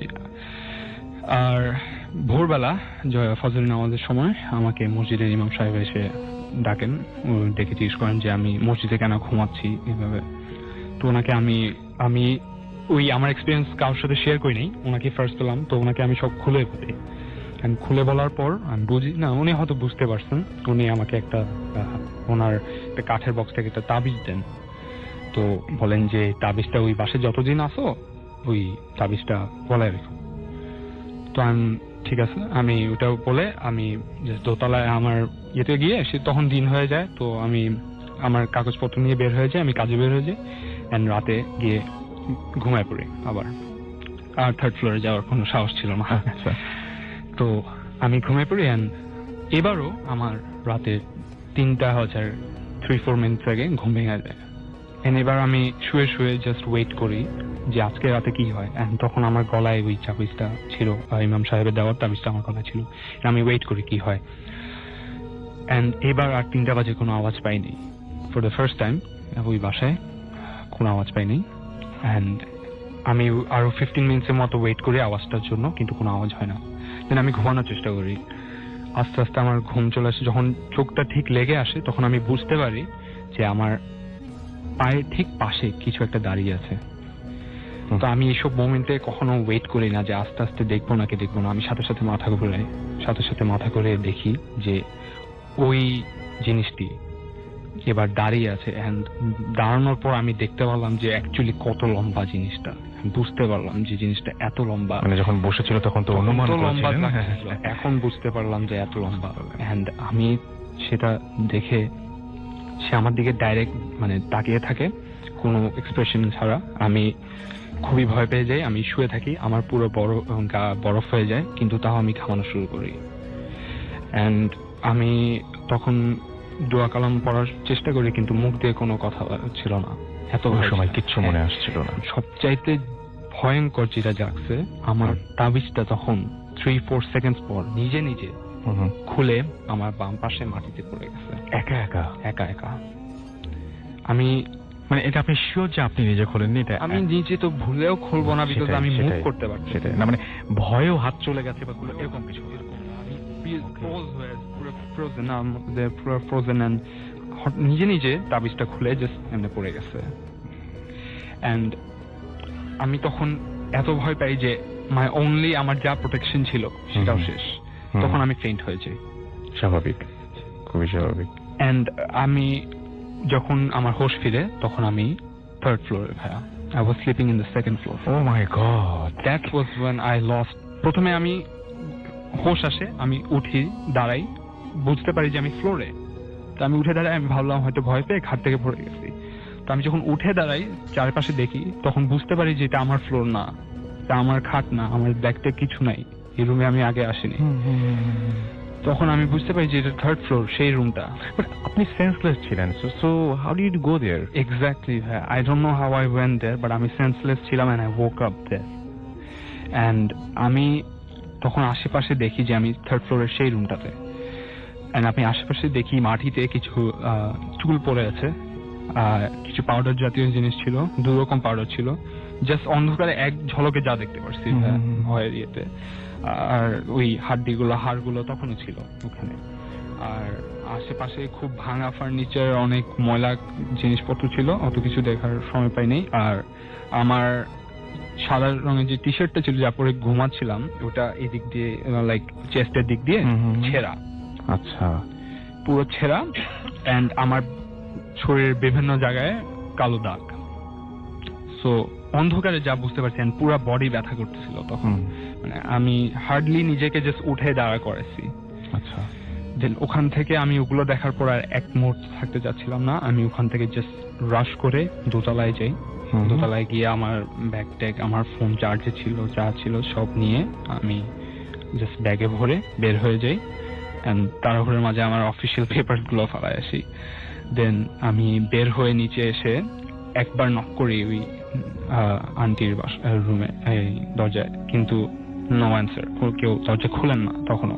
কিন্তু তখন যে আমি দাঁড়ায় নক করব কয়েকবার, ওই সাহসটা নাই, কারণ আমি জানি ওই বিল্ডিং আমি সেফ না। তখন আমি জাস্ট আমার ব্যাগটা নিয়ে আমি দৌড়ায় গেট থেকে বের হয়ে যাই। এন্ড গেট থেকে ঠিক 2-3 স্টেপ নেওয়ার পর আমি বুঝতে পারি যে ভাই, যখন কেউ আপনার দিকে তাকিয়ে থাকে তো বোঝা যায় যে someone is looking at you। তখন আমি বুঝতে পারি যে পিছন থেকে হয়তো কেউ আমার দিকে তাকায় আছে বা কেউ দেখতেছে আমাকে। হ্যাঁ, তখন আমি পিছিয়ে জাস্ট তাকাই এন্ড দেখি ওই বিল্ডিং এর 3rd ফ্লোরে সেই রুমটার সেই জানালা যেটা খোলা ছিল, তার ভেতরে 2টো লাল, রক্তের মতো লাল চোখ আমার দিকে তাকায় আছে। শুধু চোখ দুটো দেখা যাচ্ছে এই মুহূর্তে? 2টা চোখ দেখা যাচ্ছে কালো অন্ধকারের মধ্যে। আমি যে 2টা চোখ দেখতেছি আমার দিকে তাকায় আছে, দেখলেই বোঝা যাচ্ছে যে সে আমার দিকেই তাকায় আছে। আমি ওইটা দেখার পর জাস্ট আমার ব্যাগটা নিয়ে ওখান থেকে দৌড়াই। আমি জাস্ট সামনে, কিছু দূর সামনে একটা টং থাকে, টং ছিল। আমি টঙে গিয়ে, তখন ফজরের আজান দেওয়ার আধা ঘন্টা বাকি এরকম সময়। তো ওই সময় চাচা তখনও মাত্র টং খুলতেছে। তো ওইসব এলাকায় তো টং একটু আর্লি খুলে, সো টং তখন খুলতেছে। চাচা আমাকে দেখে যে আমি হাঁপাচ্ছি, খুব ভয় পাইছি বা কিছু সামথিং। তো চাচা আমাকে কিছু না বলে জাস্ট পানি দেয় আর বসতে বলে টঙে। তো আমি বসে একটু পানি খাই। চাচাকে আমি জিজ্ঞেস করি যে চাচা, আপনি এখানে কয় বছর ধরে আছেন? চাচা বলে যে আমি 13 বছর ধরে আছি। তো ওনাকে আমি আমার এক্সপিরিয়েন্সের ব্যাপারে তখনও কিছু বলি নাই। আমি জাস্ট বলি যে আপনি কি এই বাড়ির ব্যাপারে কিছু জানেন? তখন বলে যে এই বাড়িতে, আমি তার থেকে জানতে পারি যে এই বাড়িতে অনেক বছর আগে একজন মহিলা ছিলেন এবং তার 2টো ছেলে ছিল। তাদের বাবা ফর সাম রিজন তাদেরকে ছেড়ে চলে যায়। 2টো ছেলের থেকে এক ভাই কালো জাদু করতেন। আচ্ছা। এবং অনেক বছর আগে ওই বাড়ির 3য় তলায় নাকি ওই এক ভাই আরেক ভাইকে খুন করে নিজে ফাঁসি দিয়ে মারা যান। চাচা আমাকে বলেন যে এরপর থেকে ওই বিল্ডিং আর কেউই থাকেন না, বিল্ডিংটা পুরোপুরি খালি রয়ে আছে। আচ্ছা। তখন আমি চাচাকে বলি যে মানে আমি অবাক হয়ে যাই, বলি খালি পড়ে আছে মানে কি, ওখানে তো আমি দেখছি যে নিচতলায় আন্টি এখনো আছেন, বৃদ্ধ মহিলা একজন আছেন। তো চাচা বলে যে যে মামা যা বুঝেন না তা নিয়ে না কথাই বলা ভালো, ওই মহিলা অনেক বছর আগেই মারা গেছেন, Oh my God. এন্ড আপনি যা দেখছেন ওইটা আপনি নিজেই বুঝে নেন।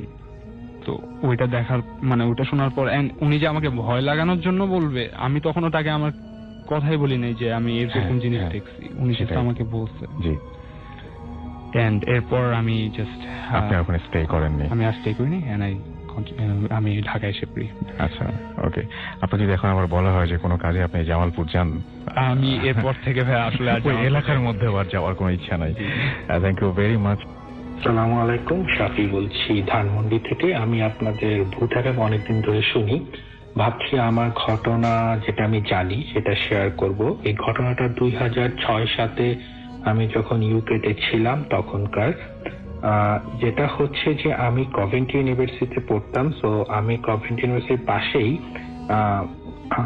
হাম্বার অ্যাভিনিউ নামে একটা রোড ছিল, ওইখানে থাকি। তো ঘটনা যেটা শেয়ার করব এটা কিন্তু ইউকেতে 2006 শেষে নভেম্বর থেকে জানুয়ারি ফেব্রুয়ারি 2007 পর্যন্ত বেশ তোলপাড় করা একটা ব্যাপার ছিল। অনেক পুলিশি ব্যাপার ঘটেছিল, অনেক ইনভেস্টিগেশন পেপার রিপোর্টও হয়েছিল। তো ওইটার একেবারে চাক্ষুষ সাক্ষী আমি থাকতাম হচ্ছে 421 হাম্বার অ্যাভিনিউ বিল্ডিংটা, একটা রুমে। ওইখান থেকে আমার ইউনিভার্সিটি হাঁটার দূরত্ব ছিল প্রায় 10 মিনিটের। তো দুভাবে যাওয়া যেত, একটা হচ্ছে আমার বাসা থেকে বের হয়ে ডানে মেইন রোড দিয়ে হেঁটে যাওয়া যেত, আরেকটা হচ্ছে আরেকটু সামনে এগিয়ে পিছনের দিক দিয়ে আরেকটা বাগান বা গার্ডেন আছে বা পার্ক আছে, ওই পার্কের পাশ দিয়ে যাওয়া যেত। তো ওই যে রোডটা দিয়ে পার্কের পাশ দিয়েছে সেখানে আরেকটা বাঙালি মেয়েও একই ইউনিভার্সিটি পিএইচডি করতো। তো মাঝে মাঝে আমি ওইখান দিয়ে যেতাম ওর সাথে হেঁটে যাওয়ার জন্য। তো এমন একদিন বিকেল বেলা ক্লাস শেষ করছি, তখন হচ্ছে সেপ্টেম্বর অক্টোবরের দিকে, হালকা হালকা ঠান্ডা, তখনও উইন্টার শুরু হয় নাই। আমি ইউনিভার্সিটি থেকে ক্লাস শেষ করে লাইব্রেরি ওয়ার্ক শেষ করে হেঁটে বাসায় আসছি। তো আমি যেই ওই বাঙালি মেয়েটা যে বাসায় থাকতো ঠিক তার অপোজিটে একটা বাসায় দেখলাম যে জানলায়, দোতলার বাসার মধ্যে নিচতলার জানলায় ওদের বড় জানলা থাকে। ইউকেতে সবগুলা প্রায় একই, বিভিন্ন শহরগুলোতে দেখবেন যে একই প্যাটার্নের বাড়ি থাকে। আরেকটা কথা বলে নেওয়া ভালো, কভেন্ট্রি কিন্তু ইউকের one of the most historical place related to world war 2। এখানে অনেক বম্বিং হয়েছিল, অনেক লোক মারা গিয়েছিল দ্বিতীয় বিশ্বযুদ্ধের সময়। তো এখানকার বিল্ডিং গুলোর যেটা হচ্ছে একই রকম দেখতে, লাল রঙের বিল্ডিং থাকে। তো আমি যেটা করেছিলাম, হেঁটে আসছি, তো দেখলাম যে একটা বেশ বয়স্ক মহিলা জানলায় বসে আছে, উদাস হয়ে তাকায় আছে। তো আমি হাঁটতে হাঁটতে আসতেছি, তো হঠাৎ করে মহিলাটা আমাকে ইশারা করে ডাকলো। ওদের যেটা হয় যে বাসায় একা থাকে, বুড়া মানুষ কেউ থাকে না। তো আমি হাসলাম, একটু হাসি দিয়ে বললাম হাত নাড়া, তারপর চলে আসলাম। ওই মহিলার একবার হাত নাড়াইলো, চলে আসলো। পরের দিন আমি তখন বাজে হচ্ছে রাত প্রায় 11টা বাজে, আমার ল্যাব ওয়ার্ক করে ফিরতে দেরি হয়ে যাচ্ছিল। তো রাত 11টা বাজে, ইংল্যান্ডে রাত 11টা কিন্তু অনেক রাত, একদম নিশ্চুপ। এবং সাধারণত ব্রিটিশরা যেটা করে 7টা বা 8টার সময় ডিনার করে ফেলে, এরপরে কিন্তু এত রাত ওরা জাগে না, ঘুমিয়ে যায়। তো আমি হেঁটে আসছি, দেখি যে ওই একই মহিলা ওই একই বাসায়, ওই দিনকে আমি ওই পথ দিয়ে আসছিলাম। তো দেখি যে ওই মহিলা জানলায় কাছে দাঁড়িয়ে আমাকে হাত দিয়ে ডাকছে। তো আমি গেলাম, 11টা বাজে, যদিও ব্যাপারটা কেমন তাও ভাবলাম যে যাই, যেহেতু ডাকতে যাবে বয়স্ক মানুষ, যদি কোনো হেল্প বা কিছু লাগে। তো যাওয়ার পর বলতেছে যে ওই মহিলা তো কাঁপা কাঁপা গলায় জানলা খুলে ঠান্ডার মধ্যে বলতেছে যে হাই ইউ ফ্রম। তো আমি বললাম যে I am Shafi from Bangladesh. তো মহিলাটা বললো যে oh you are chef. I said no, I am not chef, my name is Shafi. তো এই তো আরো টুকটাক কথা হলো, তারপরে বললাম okay good night, take care দেওয়ার পরে আমি চলে আসলাম। বিকজ বয়স্ক মানুষ একই কথা বারবার ঘুরায় বলছিল। তো এমন বেশ কয়েকদিনই আমি প্রায় 3-4 দিন ওই পথ দিয়ে আসিনি, আবার মেইন রোডটা দিয়ে এসেছি। তো লাস্টে 3-4 দিন পরে সোমবার, একটা সোমবার ছিল, ওই মহিলা, আমি সকালবেলা ফাহমিদাকে বললাম, আচ্ছা ফাহমিদা হচ্ছে ওই বাঙালি মেয়েটা যে ওইখানে থাকতো, পিএইচডি করছে। তো ও বলছিল যে তখন একটু আর্লি সকাল যেতে হবে, তো তুমি এদিক দিয়ে যাও, আমরা একত্রে যাব। তো আমি ওদিকে গিয়ে ওদের বাসার সামনে ওরা ফোন দিয়ে দাঁড়ায় আছি। ওই মহিলা গেট খুলে বের হয়ে ওই যে ওয়াক অ্যাসিস্ট্যান্ট দুইটা লাঠি নিয়ে সে দাঁড়ায় আছে। তো আমাদের দুজনকে দেখে হাত নাড়লো। তো আমি বললাম যে এই মহিলার সাথে দুজনের কথা হচ্ছে, বয়স্ক মানুষ, বোধহয় বাসায় টাসায় কেউ নাই, চলো একটু কথা বলে যাই। তো গেলাম, ওই মহিলা বলে আমার সাথে একটু জুস খায় যাও, মানে তোমাদের দেখে ভাল লাগছে, এই মানে ইয়াং এনার্জেটিক, আমার অনেকে পাচ্ছে তুমি নাকি বাংলাদেশি, আমার হাজবেন্ড বার্মাতে সেকেন্ড ওয়ার্ল্ড ওয়ারের সময় ছিল, তো তোমাদের ওইখানে কক্সবাজার নামে একটা জায়গা আছে, ওইখানে এয়ারফিল্ডে এসে কাজ করতো। তো আমরা খুব মজা বললাম, খুব উৎসাহ পেলাম। আমরা বললাম যে ঠিক আছে, একটা কাজ করি, আমরা ক্লাসটা শেষ করে যাওয়ার সময় অবশ্য তোমার সাথে কে থাকে? তো বলে যে আমার একটা ছেলে আছে, ও সবসময় বাইরেই থাকে, তোমাদের সাথে দেখা হওয়ার সম্ভাবনা খুবই ক্ষীণ। মানে ওদিনকার মতো শেষ। তো দুপুরে আমরা ক্লাসটা শেষ করে সিটি সেন্টার গেছি, আমরা দুজনেই গেছি সিটি সেন্টারে, আসলে একটা লাঞ্চ করব এই টাইপ একটা উদ্দেশ্য নিয়ে। সিটি সেন্টারে যাওয়ার পরে আমরা যেটা দেখলাম যে ওই মহিলাটা মার্কস এন্ড স্পেন্সারের শোরুমের সামনে দাঁড়ায় আছে। খুব অবাক করার বিষয় হচ্ছে বইটা অনেক বয়স্ক, মানে আমাদের কাছে মনে হয়েছে যে 100+ হবে। তো গিয়ে মহিলাকে জিজ্ঞেস করলাম তুমি এখানে কি করো?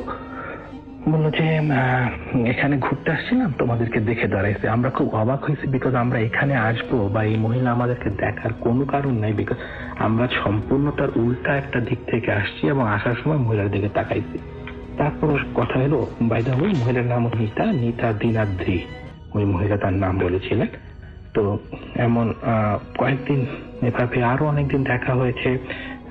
একদিন যেটা হয়েছে কভেন্ট্রি ক্যাথেড্রালের ওইখানে একটা হিরোশিমা মনুমেন্ট আছে, ওইটা হচ্ছে মানে হিরোশিমা অ্যাটম ইয়ার জন্য না, অ্যাটাকের জন্য না, এটা একটা হিরোশিমা মনুমেন্টই বলে। তো ওইটা ওয়ার্ল্ড ওয়ার 2 এরই একটা মনুমেন্ট। ওইখানে আমি আর আরেকটা ফ্রেন্ড বসে আছি। ওই ফ্রেন্ডটা হচ্ছে জার্মান। তো আমরা দুজন বসে আছি, তো কথায় কথায় বলতেছিলাম যে এখানে এটা তো কভেন্ট্রি হিরোশিমার, এখনো জানো ওয়ার্ল্ড ওয়ার 2 এর অনেকে এখানে থাকে। হ্যাঁ বললো যে হ্যাঁ থাকে, আমরা জানি এই সেই, তো we don't want to remember those things, এরকম জিনিস। তো হঠাৎ করে বললাম ওই যে দেখো মহিলাটা দেখতে পাচ্ছ? তো সে প্রথমে একটা দিকে তাকায় বললো যে না তো, কোনো মহিলা তো নাই। আমি খুবই অবাক হইলাম, বিকজ আমি একটা মহিলাকে, ওই বুড়া মহিলাটাকে দেখতে পাচ্ছি যে কভেন্ট্রি ক্যাথেড্রালের গেটের পাশে চুপচাপ দাঁড়ায় আছে। এবং সবচেয়ে অবাক করা ব্যাপার হচ্ছে কভেন্ট্রি ক্যাথেড্রালে হেঁটে উঠতে বেশ কয়েকটা সিঁড়ি ভাঙা লাগে। এই মহিলার স্বাস্থ্যের যে অবস্থা এবং ব্রিটেনের যে সিস্টেম, এই মহিলা একা এখানে আসতে পারার কোনো কারণ নাই, ডেফিনেটলি তার সঙ্গে কেউ থাকবে। এবং সবচেয়ে বড় কথা, আমি এখনো মহিলাটাকে দেখতেছি এবং মহিলা আমার দিকে তাকায় আছে, হাসতেছে, বাট ও দেখতে পাচ্ছে না। অ্যাডমিন, ওর নাম হচ্ছে অ্যাডমিন সিভোচিক নাম ছিল, ও দেখতে পাচ্ছে না। এটা খুবই একটা অবাক করা ব্যাপার। তো আমি আবার তাকাইছি, তখন তো আমিও আচ্ছা ঠিক আছে, হয়তো বা এটা চলে গেছে, তো ও দেখেনি। তার 2 দিন পরে মহিলার সঙ্গে আমার দেখা হইল হচ্ছে কভেন্ট্রি রেল স্টেশনে। এটা মানে খুব উইয়ার্ড জায়গায় মোরের সঙ্গে আমার দেখা, এবং সে আমার সাথে এত ভালো ব্যবহার করে, এত সুন্দর করে কথা বলে। সে আমার জুস খাওয়াবে, এই খাওয়াবে, সে আমার দেশের খবর নেয়, তার হাজবেন্ডের গল্প করে, বলে যে এই শহরটার প্রতি এত মায়া জন্মাইছে, সেই জন্ম থেকে আজ বম্বিং এর সময়কার ঘটনা বলে, অনেক ঘটনা বলে। তার ছেলে আছে একটা, সে ছেলের কথা বলে। তো আমি যখনই জিজ্ঞেস করি তোমার ছেলের সঙ্গে আমার কখনো দেখা হয় না, বা তোমার সাথে আমি তোমার ছেলেকে দেখি না কেন, কারণ তোমরা একই বাসায় থাকো, তুমি ওল্ড হোমে নাই, হসপিটালে নাই, মানে why your son is not with you, or why I haven't seen him, মানে not for a single day। তো এই মহিলা না এই কথা বলে এড়ায় যায়। তো একবার ফাহমিদাকেও একদিন বললাম যে, আর একদিন বললাম যে তোমাদের বাসার অপোজিটে যে মহিলাটা থাকে তোমার সাথে দেখা হয়েছে? বলে যে আমার সাথে আর একদিনই দেখা হয়েছিল, এরপর দেখা হয় নাই। আর মজার ব্যাপার হচ্ছে ওই বাসায় একটা লোক থাকে, খুবই মানে সম্ভবত কোনো মানে লরি ড্রাইভ করে বা এই টাইপ কিছু, ইয়া মোটা সোটা লম্বা, বা সে সবসময় রাতে আসে এবং মোটামুটি ড্রাঙ্ক থাকে, মানে খুব মানে নয়েজি একটা লোক। এখানে মহিলাটা কিভাবে থাকে? তো তখন এটা হচ্ছে নভেম্বরের একদম ফার্স্ট উইক, শীত পড়া শুরু হয়েছে। তখনও মানে স্নোয়িং শুরু হয়নি, আমার ইউনিভার্সিটি ক্লাস আছে, তো সকালবেলা একদম সকালে আমি জাস্ট ব্ল্যাক কফি খেয়ে ইউনিভার্সিটি রওনা দিচ্ছি। ওই দিক দিয়ে যাওয়ার সময় তো মহিলা দেখি যে গেটে দাঁড়ায় আছে। এত সকালে এই মহিলা দাঁড়াবে, তখন বাজে প্রায় 6:30 বা 7:45। তো সে আমার ডাকলো, ডাকার পর আমি গেলাম। হ্যাঁ, কেমন আছো, তোমাকে দিনকে দেখলাম, কেন কবেন্ডিকে ছেলে, তারপরে আবার দেখা হইলো, এরপর তার কথা নাই, কি ব্যাপার, কেমন আছো, তোমার ছেলে কই? ছেলে বের হয়ে গেছে, তুমি কি? তারপর আমাকে মহিলা জিজ্ঞাসা করে, তুমি নাস্তা করছো? মহিলাটার সাথে আমি কথা বলি, সবচেয়ে বড় ব্যাপার হচ্ছে আমার আশেপাশে আরো 2-3 জন হোয়াইট হেঁটে যাচ্ছে এবং খুব অবাক হয়ে আমার দিকে তাকাইলো। তো জিনিসটা সাধারণত হোয়াইটটা একজনের তাকায় না, মানে এটা ওদের একটা অভ্যাসের বাইরে। তো আমি এটা খেয়াল করলাম, যেই যাচ্ছে আমার দিকে খুব অবাক হয়ে তাকাচ্ছে। তো আমি বুঝতে পারি, মহিলা বলো তুমি বাসায় আসো, আমার সাথে কফি খাও। তো আমি ভাবলাম যে ঠিক আছে, খালি কফি খেয়ে আসছি, মহিলার সাথে খালি টোস্টও খাওয়া যাবে। তো আমি বাসায় গেলাম। বাসায় যাওয়ার পর যেটা হলো, কেমন জানি আমার একটা ফিলিংস হলো, মানে এই ঠান্ডার মধ্যে রুম গুলা অনেক ঠান্ডা হয়ে আসছে, এটা অন করা নাই, আমি সেটা বুঝতে পারলাম। কিন্তু এই মহিলার এই ঠান্ডার মধ্যে থাকার কথা না, এবং সে কফি বানাইতে গেল, বানায় সে আমার সামনে খালি কফি আর 2 টুকরা আপেল নিয়ে আসলো। কফিটা যখন আমি চুমুক দিলাম, আমার কাছে মনে হলো যে এটা অনেক অনেক অনেক বছর পুরানো মাটির মতো গন্ধ। আমি আবার কফি খুব ভালো চিনি, তো আমার কাছে মনে হলো এটা যে গন্ধটা টার্কিশ কফির ওই গন্ধটা না, বা মানে ব্রাজিলিয়ান কফির ওই যেটা মাটি মাটি গন্ধ সেটা না, কেমন জানি পুরান হয়ে গেলে শ্যাওলা টাইপ গন্ধ। তো মহিলা আমাকে বারবার ইনসিস্ট করছে, খাও খাও খাও। আর একটা মজা কাজ হচ্ছে, মহিলাটাতে দরজা খুললো, দরজায় কোনো মানে দরজা যখন খুলে আমি ঢুকবো, বন্ধ করলো, দরজা আওয়াজ হয় নাই, বা সে যে বন্ধ করছে ক্লিক করে আওয়াজ হওয়া কিছুই হয়নি। আমি খুব অবাক হলাম। তো ওই দিনকার পরে আমি তারপর 2 দিন পরে একদিন দেখি আমার বাসার সামনে ওই যে সোশ্যাল পুলিশ আসছে, আসা বলতেছে যে তোমার নামে রিপোর্ট হয়েছে, তুমি অমুক বাসায় ঢুকছো। তো বললাম হ্যাঁ, আমি পরশুদিন গিয়েছিলাম। আমি তো ভয় পেয়ে গেছি, কারণ আমি স্টুডেন্ট মানুষ, কি হইলো আবার, কেন কি পুরা মানুষ মনিটরে গেছে নাকি। তো বলে যে তুমি বাসায় কেন ঢুকছো সকালবেলা? বললাম যে ওইখানে একটা বয়স্ক মানুষ আছে, উনি আমাকে ব্রেকফাস্টের জন্য দাওয়াত দিছে, I just attended her, I met her some days before, ভদ্রতা করে আমি এখানে গেছি। বলে যে ওইখানে কোনো বুড়া মানুষ থাকে না, দরজা খোলা ছিল, মানে তুমি ইলিগাল এন্ট্রি, মানে অসম্ভব আমি ইলিগাল এন্ট্রি করিনি।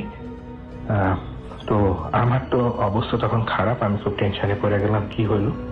তো 2 দিন পরে পুলিশ আবার আসছে, যে বলে ঠিক আছে কিছু, আমরা ও যে আমাদেরকে রিপোর্ট করছে সে এও বলছে যে তোমাকে নাকি তার আগে দরজার সামনে দাঁড়া একা একা কথা বলতে দেখছে। আমার তো তখন কলিজা পুরো উড়ে গেছে, আমাকে একা একা কথা বলতে দেখছে মানেটা কি? এর আগে একদিন অ্যাডমিন বললো সে মহিলাকে দেখে নেই। তো আমি সঙ্গে সঙ্গে ফাহমিদাকে কল করলাম, তুমি যেখানে থাকো একটু বাসায় আসো, পুলিশ আসছে, আই নিড ইউর হেল্প। তো বললো যে হ্যাঁ ঠিক আছে, তুমি আমি আসতেছি। আসার পর আমরা 2 জন মিলে আমরা দেখছি, পুলিশ খুব অবাক হইলো। পরে এই যেটা হইলো যে এরপরে খুব অবাক হইলো, আমি আসলে ভয় পাচ্ছি, এখন ভাবতেছি কি হয়েছে আসলে। পুলিশ বলতে দেখো এখানে আজ থেকে 26 বছর আগে তুমি যে নাম বলতেছো নিজে জিনিস, তার বাসা ছিল 26 বছর আগে, she died 26 years back, and তুমি এখন বলছো তুমি তার সাথে দেখা করতেছো, দেখা হচ্ছে, ইট ইজ ইম্পসিবল। তো আমি অনেক শুনছি যে কভেন্ট্রিতে বা ইংল্যান্ডে অনেক হন্টেড বাড়ি আছে, হন্টেড এরিয়া আছে, কভেন্ট্রিতে এমন অনেক ইস্যু আছে, যুদ্ধের সময় অনেক লোকের অনেক বাড়ির সেলারে নাকি কান্না শোনা যায়।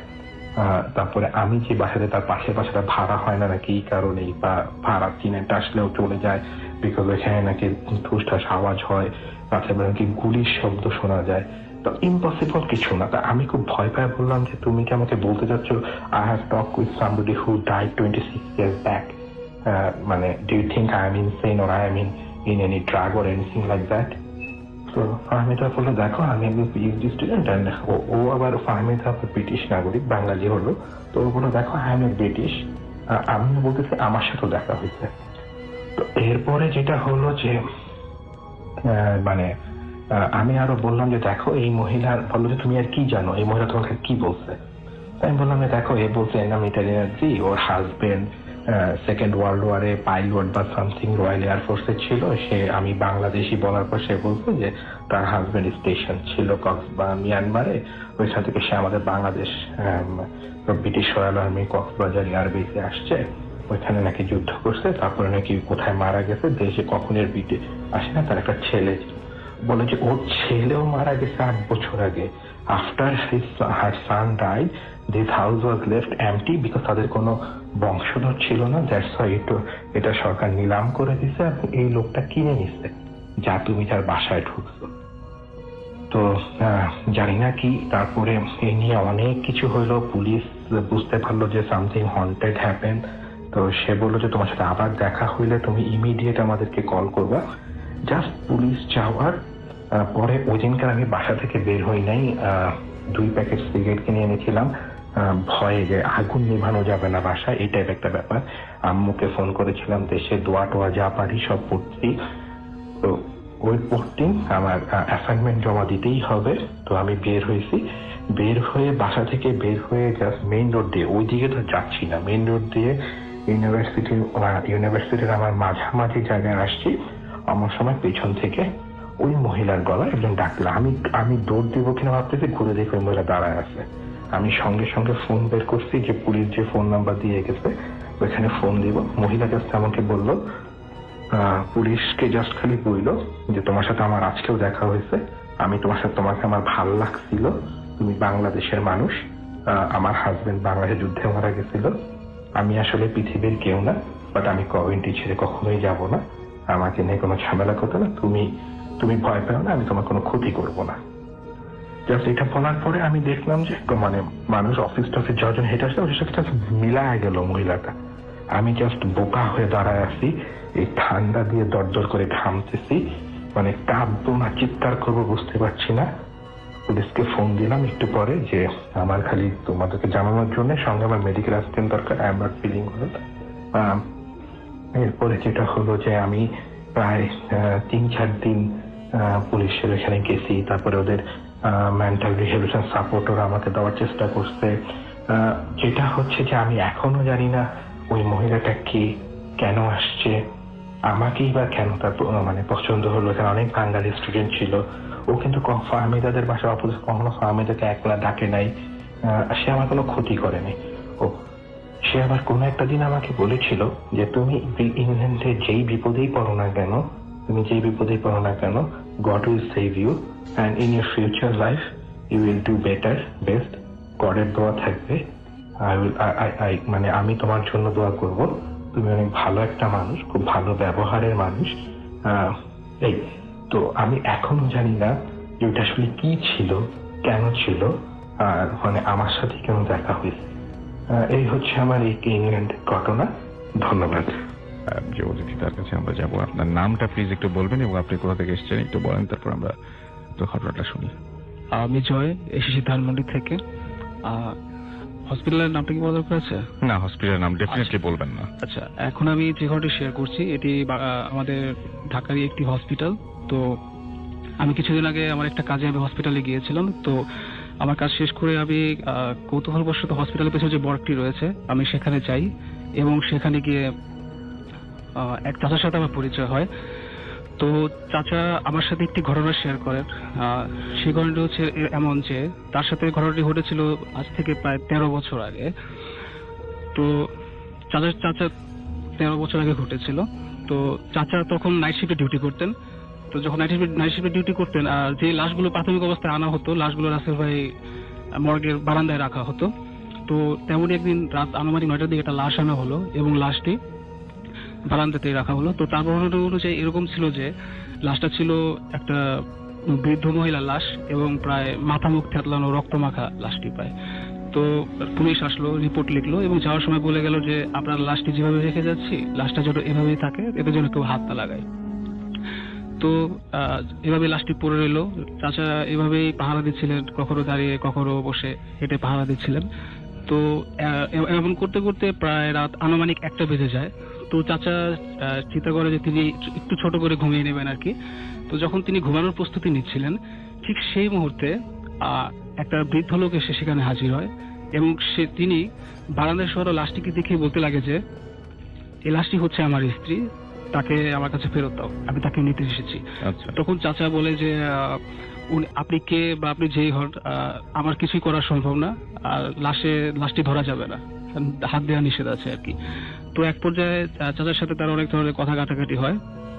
তো বৃদ্ধ লোকটি বলে যে, তখন বৃদ্ধ লোকটি হঠাৎ নাম ধরে ডাকতে থাকে যে সুফিয়া সুফিয়া, এমন ভাবে ডাকতে থাকে।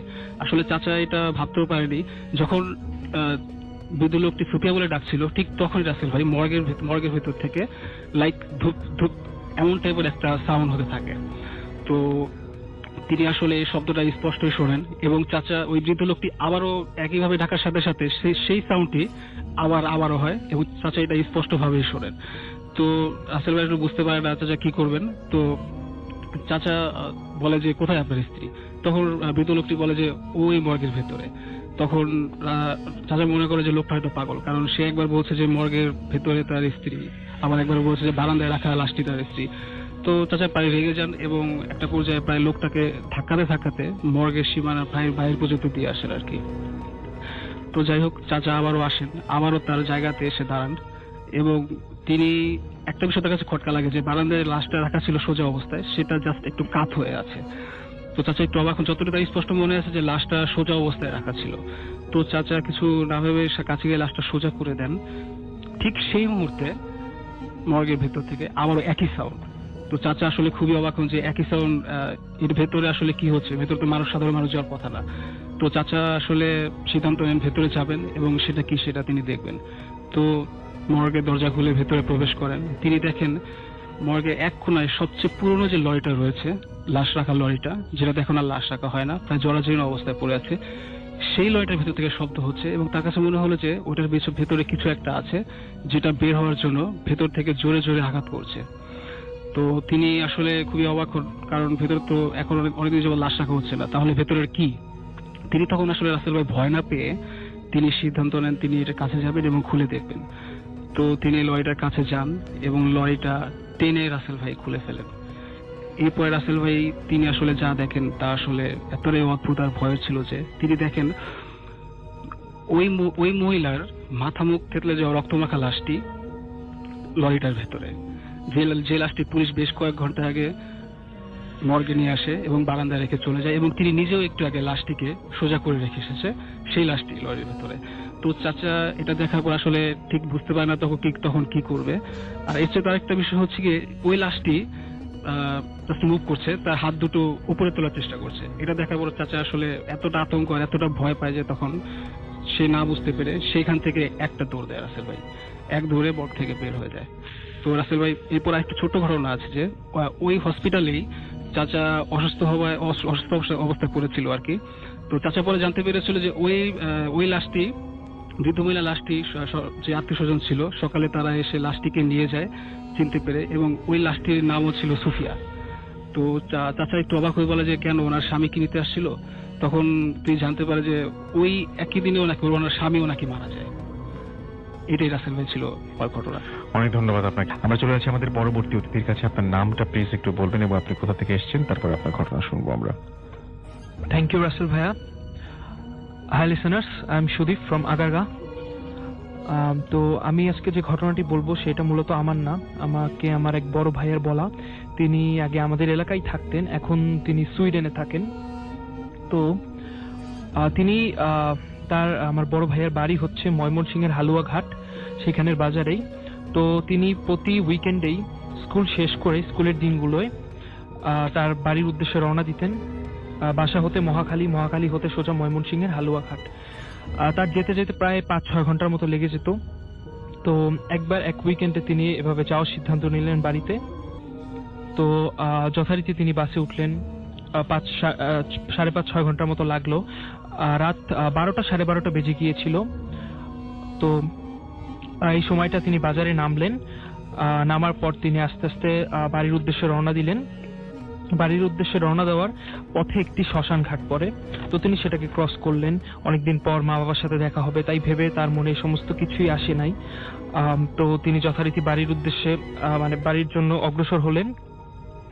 পথিমধ্যে তার একজন ছেলেবেলার বন্ধুর সাথে তার দেখা হলো, নাম সাধন। তো বন্ধুর সাথে দেখা হওয়ার পর তিনি অনেকক্ষণ তার সাথে কিছুক্ষণ কথা বললেন। তো তার বন্ধু বলল যে আমরা তো এখানেই কদমতলি আছি, তুই রাতে খাওয়া দাওয়া শেষ করে এখানে আসিস, একসাথে আড্ডা দিব। তো যথারীতি বন্ধুর কথা মতো সে বাড়ি গেল, মা বাবার সাথে অনেকদিন পর দেখা হলো, কথাবার্তা বললো। খাওয়া দাওয়া শেষ করে তিনি, আমার বড় ভাইয়া আর কি, তিনি কদমতলি ওখানে রওনা দিলেন বাজার হতে। আমার বড় ভাইয়া চেইন স্মোকার ছিলেন, তো তিনি বাজার হতে কয়েকটা সিগারেট কিনে নিয়ে সেই কদমতলির পথে যাচ্ছিলেন। তো পথিমধ্যে যে শ্মশানটা পড়তো কদমতলিতে যাওয়ার আগে, সেই শ্মশানটা তিনি ক্রস করছিলেন এবং তার মনে বিভিন্ন ধরনের শঙ্কা জাগছিল, এত রাত এরকম একটা জায়গা, শ্মশান ঘাট। তো তিনি তবু সেগুলোকে ততটা পাত্তা দিলেন না, শ্মশান ঘাটকে আস্তে আস্তে অতিক্রম করলেন। শ্মশান ঘাটের ঠিক বাম দিকে একটি নদী ছিল, নদীর কংস নদী, এবং ডান দিকে মাঠ ছিল। তো কদমতলির সেই মাঠেই তারা বন্ধুরা মিলে আড্ডা দিত। তো আমার সেই ভাই আর কি, তিনি কদমতলি সেখানে গেলেন, বাট শকিংলি যেটা হলো সেটা তিনি তার বন্ধুদের খুঁজে পেলেন না। তো তিনি হি ওয়াজ শকড। তো তিনি সেখানে কিছুক্ষণ বসলেন, তার বন্ধুদের জন্য ওয়েট করতে লাগলেন। তো কোনোতেই কিছু হলো না, তার বন্ধুরা আসলো না। তো তিনি বেশ হতাশ হয়ে গেলেন। তিনি সেখানে সিগারেট ধরিয়ে বসে থাকলেন। কিছুক্ষণ পর তিনি শুনতে পেলেন একটি মেয়ে আর কি, একটি প্রাপ্তবয়স্ক একটি মেয়ের গোঙ্গানি কিংবা একটি কান্নার আওয়াজ। তো তিনি প্রথমে সেটাকে ততটা পাত্তা দিলেন না, ধীরে ধীরে আওয়াজটি বাড়তে লাগলো এবং তার মনেও ভয় বেড়ে যেতে লাগলো। তিনি তার পিছন দিকে তাকালেন, তাকানোর পর তিনি দেখলেন একটি মেয়ে, সাদা শাড়ি পরা একটি মেয়ে আর কি, একটি মহিলা, তিনি কাঁদছেন সেখানে বসে মাথা নিচু করে। তো ভাইয়ের মনে অনেক প্রশ্ন জাগলো যে এত রাতে একটা মেয়ে এখানে কিভাবে, এখানে কেন আসছে, এখানে কেন বসে কাঁদছে। তো তিনি বেশ ভয় পেলেন। আবার বন্ধুদের কথা মতো তিনি সেখানে থাকলেনও। তো কিছুক্ষণ পর তিনি সিদ্ধান্ত নিলেন যে সেখানে গিয়ে দেখবেন জিনিসটা আসলে কি। তো তিনি সাহস করে সেখানে যেতে লাগলেন, কিন্তু এক সময় তিনি ওই পিছনে ফিরে দেখলেন যে সেই মেয়েটি আর নেই, এবং তিনি পরে বাসায় সিদ্ধান্ত নিলেন, ফেরার সিদ্ধান্ত নিলেন। যথারীতি তিনি বাসায় ফিরলেন, রাত অনেক হয়েছিল। তো তিনি পুনরায় হাত মুখ ধুয়ে শুয়ে পড়লেন। পরবর্তী দিন সকালবেলা তিনি তার মাকে ঘটনাটি বললেন যে এরকম হয়েছে আমার সাথে, তো সাধনের সাথে আমার দেখা হয়েছিল। তো তার মা হঠাৎ অনেকটা হতচকিত হয়ে বললেন যে সাধনকে তুই কই পেলি, সাধন তো 1.5-2 মাস আগেই মারা গিয়েছে। তো আমার বড় ভাইয়া অনেক শকড হয়ে গিয়েছিলেন এই কথাটি শুনে, যে তাহলে কে কালকে রাতে আমাকে সেই কদমতলি যেতে বললো। তো আরেকটা কথা হলো, যেটা ওইখানে একটি যে মেয়েটি বসেছিল ওখানে, এই কাহিনীটি এভাবে প্রচলিত আছে ওখানে যে 1988-এর দিকে একটি বন্যা হয়। সেই বন্যার সময় একদল বরযাত্রী আর কি কনে পক্ষকে মানে কনেকে নিয়ে সাথে করে নৌকায় আসছিল। তো নৌকাটি ডুবে যাওয়ার কারণে কনে আর কি সার্ভাইভ করতে পারেনি, অনেকেই সার্ভাইভ করতে পেরেছে, আবার অনেকেই পারেনি। তো কনে সেখানে মৃত্যু হওয়ার পর থেকেই অনেক লোকই সেখানে এক্সপেরিয়েন্স করেছে এরকম ঘটনা, একটি মেয়েকে সাদা শাড়ি পরে থাকা অবস্থায় বসে বসে কাঁদতে দেখা যায়। আর এখন ওই এলাকায় ঘটনাটি অনেক প্রচলিত আছে, অনেকেই ঘটনাটি এক্সপেরিয়েন্স করেছেন। তো এই ছিল আমার ঘটনা। Thank you very much. Hello listener, আমি জয়। আমি এখন যে ঘটনাটি শেয়ার করছি সেটি আমারই এক রিলেটিভের সাথে ঘটে যাওয়া একটি ঘটনা, মিজান ভাইয়ের সাথে ঘটে যাওয়া ঘটনা। তো তিনি আমার সাথে ঘটনাটি শেয়ার করেন। এটি মূলত রাশিয়ার একটি ঘটনা। তো তার সাথে যখন ঘটনাটি ঘটে তখন তার বয়স ছিল আরো 20-21 বছর হবে। তো তারা 3 বন্ধু মিলে একবার শীতের রাতে প্ল্যান করে যে তারা খেজুরের রস চুরি করতে যাবেন। তো যেভাবে সেই কাজ, তো তারা 3 বন্ধু মিলে খাওয়া দাওয়া করে তারা একসাথে বের হয় রস চুরি করার জন্য। তো তারা গ্রামে, যেহেতু শীতকাল ছিল, হালকা কুয়াশা, তো তারা 3 বন্ধু মিলে একসাথে হাঁটতে থাকে গ্রামের পথ দিয়ে। তো রাসেল ভাই কিছু দূর যাওয়ার পর সামনে যে 2 জন ছিল তারা খেয়াল করে যে পেছনে যে বন্ধুটি ছিল সে নেই। তো তারা অনেকক্ষণ তারা 2 জন দাঁড়িয়ে থাকে এবং পেছনের তারা হয়তো ভাবে তারা একটু আগে চলে এসেছে এবং পেছনের জন অনেকটা পিছিয়ে গেছে। তো তারা অনেকক্ষণ এমন অপেক্ষা করতে থাকে। তো তারা 2 জন ভাবে যে হয়তো সেই বন্ধুটি তাদের সাথে মজা করেছে এবং বাড়ি চলে গেছে। তো তারা অনেকটা বিরক্ত হয়ে তারা আবারও হাঁটতে শুরু করে। তো আরেকটু হাঁটলেই রাসেল ভাই সামনে রাস্তায় খেজুর গাছের সারি। তো তারা হাঁটছিল, মিজান ভাই মাঝে মাঝে একটা দুইটা কথা বলছিল, আর জাস্ট তার পেছন থেকে তার বন্ধুটি বা হ্যাঁ এরকম করে জাস্ট তার কথা করছিল, রিপ্লাই করছিল আর কি। তো হঠাৎ করে মিজান ভাই খেয়াল করলো যে তার পেছন থেকে তার বন্ধুটির আর কোনো সাড়া আসছে না। তো তিনি পেছনে ঘুরে তাকালেন, পেছনে ঘুরে তাকিয়ে দেখলেন যে তার পেছনে কেউ নেই, ফাঁকা। তো তিনি খুবই অবাক হলেন, যে বন্ধুর সাথে তিনি একটু আগেও কথা বলেছেন সে কোথায় গেল। তো তিনি অনেকক্ষণ দাঁড়িয়ে রইলেন, তার বন্ধুটির নাম ধরে ডাকতে লাগলেন। তো এক পর্যায়ে কেউ আসছে না দেখে তিনি ভাবলেন হয়তো তারা দুজনেই আজ একসাথে তার সাথে মজা করেছে এবং প্ল্যান করে কাজটা করেছে। তো তিনি অনেকটা রেগে যান এবং তিনি সিদ্ধান্ত নেন তিনি একাই গাছে উঠে একাই রস চুরি করবেন। তো তিনি এমন একটা গাছের সামনে যান এবং রস চুরি করার জন্য গাছে উঠে যান। তো রাসেল ভাই ঠিক তখনই কেউ তার নাম ধরে ডাক দিল। তিনি সেই ডাক অনুসরণ করে উপর থেকে নিচে তাকাতেই দেখলেন গ্রামের সেই পাগল মহিলাটি দাঁড়িয়ে আছে, যে মহিলাটি প্রায় 1 বছর আগে মারা গিয়েছিল। তিনি আসলে খুবই ভয় পান এবং ওই মহিলাটি গ্রামে সামান্য খাবার চুরি করার অপরাধে কিছু দুষ্ট লোক মহিলাটাকে পিটিয়েছিল এবং সেই দুষ্ট লোকগুলোর সাথে তারা 3 বন্ধু জড়িত ছিল এবং এক পর্যায়ে মারতে মারতে মহিলাটি মারা যায় এবং গ্রামের লোকরা মিলে সেই মহিলাটাকে ওই গ্রামে দাফন করে। তো রাসেল ভাই সেটা আসলে অনেকটা ভয়ের বিষয় ছিল তার জন্য, এবং তার কাছে আরো অবাক লাগে যে তার বন্ধু দুজনও ওই মহিলার সাথে দাঁড়িয়ে আছে। কারণ তার বন্ধু তিনি খুবই অবাক হন যে তার বন্ধু দুজনে জানে যে ওই মহিলাটি মারা গেছে, তাহলে সে তার বন্ধু দুজন কিভাবে ভয় না পেয়ে ওই মহিলাটার সাথে এতটা সহজে দাঁড়িয়েছিল, এমন একটা মৃত মহিলা। তো যাই হোক, তার বন্ধু তার দুজন তাকে অনেক ধরনের লোভ দেখাতে থাকে গাছ থেকে নামানোর জন্য, কিন্তু তিনি নামে না। এক পর্যায়ে তারা অনেকটা রেগে যায় এবং হিংস্র হয়ে ওঠে এবং তারা 3 জনই গাছটাকে ধরে এমন ভাবে ঝাঁকাতে লাগে যেন লাইক একটা খেলার মতো আর কি। তো তিনি অনেক কষ্ট করে মিজান ভাই গাছে আঁকড়ে ধরে থাকেন, এইভাবে দোয়া দরুদ পড়তে থাকেন। এভাবে রাত চলে যায়, কখনো ভয় দেখিয়ে আবার কখনো নরম স্বরে তাকে গাছ থেকে নামতে বলা হয়, কিন্তু তিনি গাছ থেকে নামেন না। তো এমন করতে করতে রাসেল ভাই রাত শেষ হয়ে প্রায় ভোর যখন আজানটা দেবে আর কি, তিনি তখন উপর থেকে চোখ খুলে জাস্ট নিচে তাকাতেই দেখে যে কিছুই নেই, সবই শুনশান। তিনি তখন বুঝতে পারে যে তার বিপদ কেটে গেছে। তিনি তখন কাছ থেকে নেমে প্রায় টলতে টলতে তারপর কোনো রকমে তার বাসাতে পৌঁছায় এবং সেখানেই সেন্সলেস হয়ে পড়ে যায়। তো এই পরে যে ঘটনাটা আছে রাসেল ভাই, সেটা খুবই মর্মান্তিক। তিনি তার জ্ঞান ফেরার পরে তিনি জানতে পারেন যে তার বন্ধু দুজনের আর কেউ বেঁচে নেই, তারা দুজনেই মারা গেছেন এবং একজনের লাশ সরিষা ক্ষেত থেকে এবং অন্য আরেকজনের লাশ গ্রামের একটি পুকুর পাড় থেকে উদ্ধার করে গ্রামের লোকজন।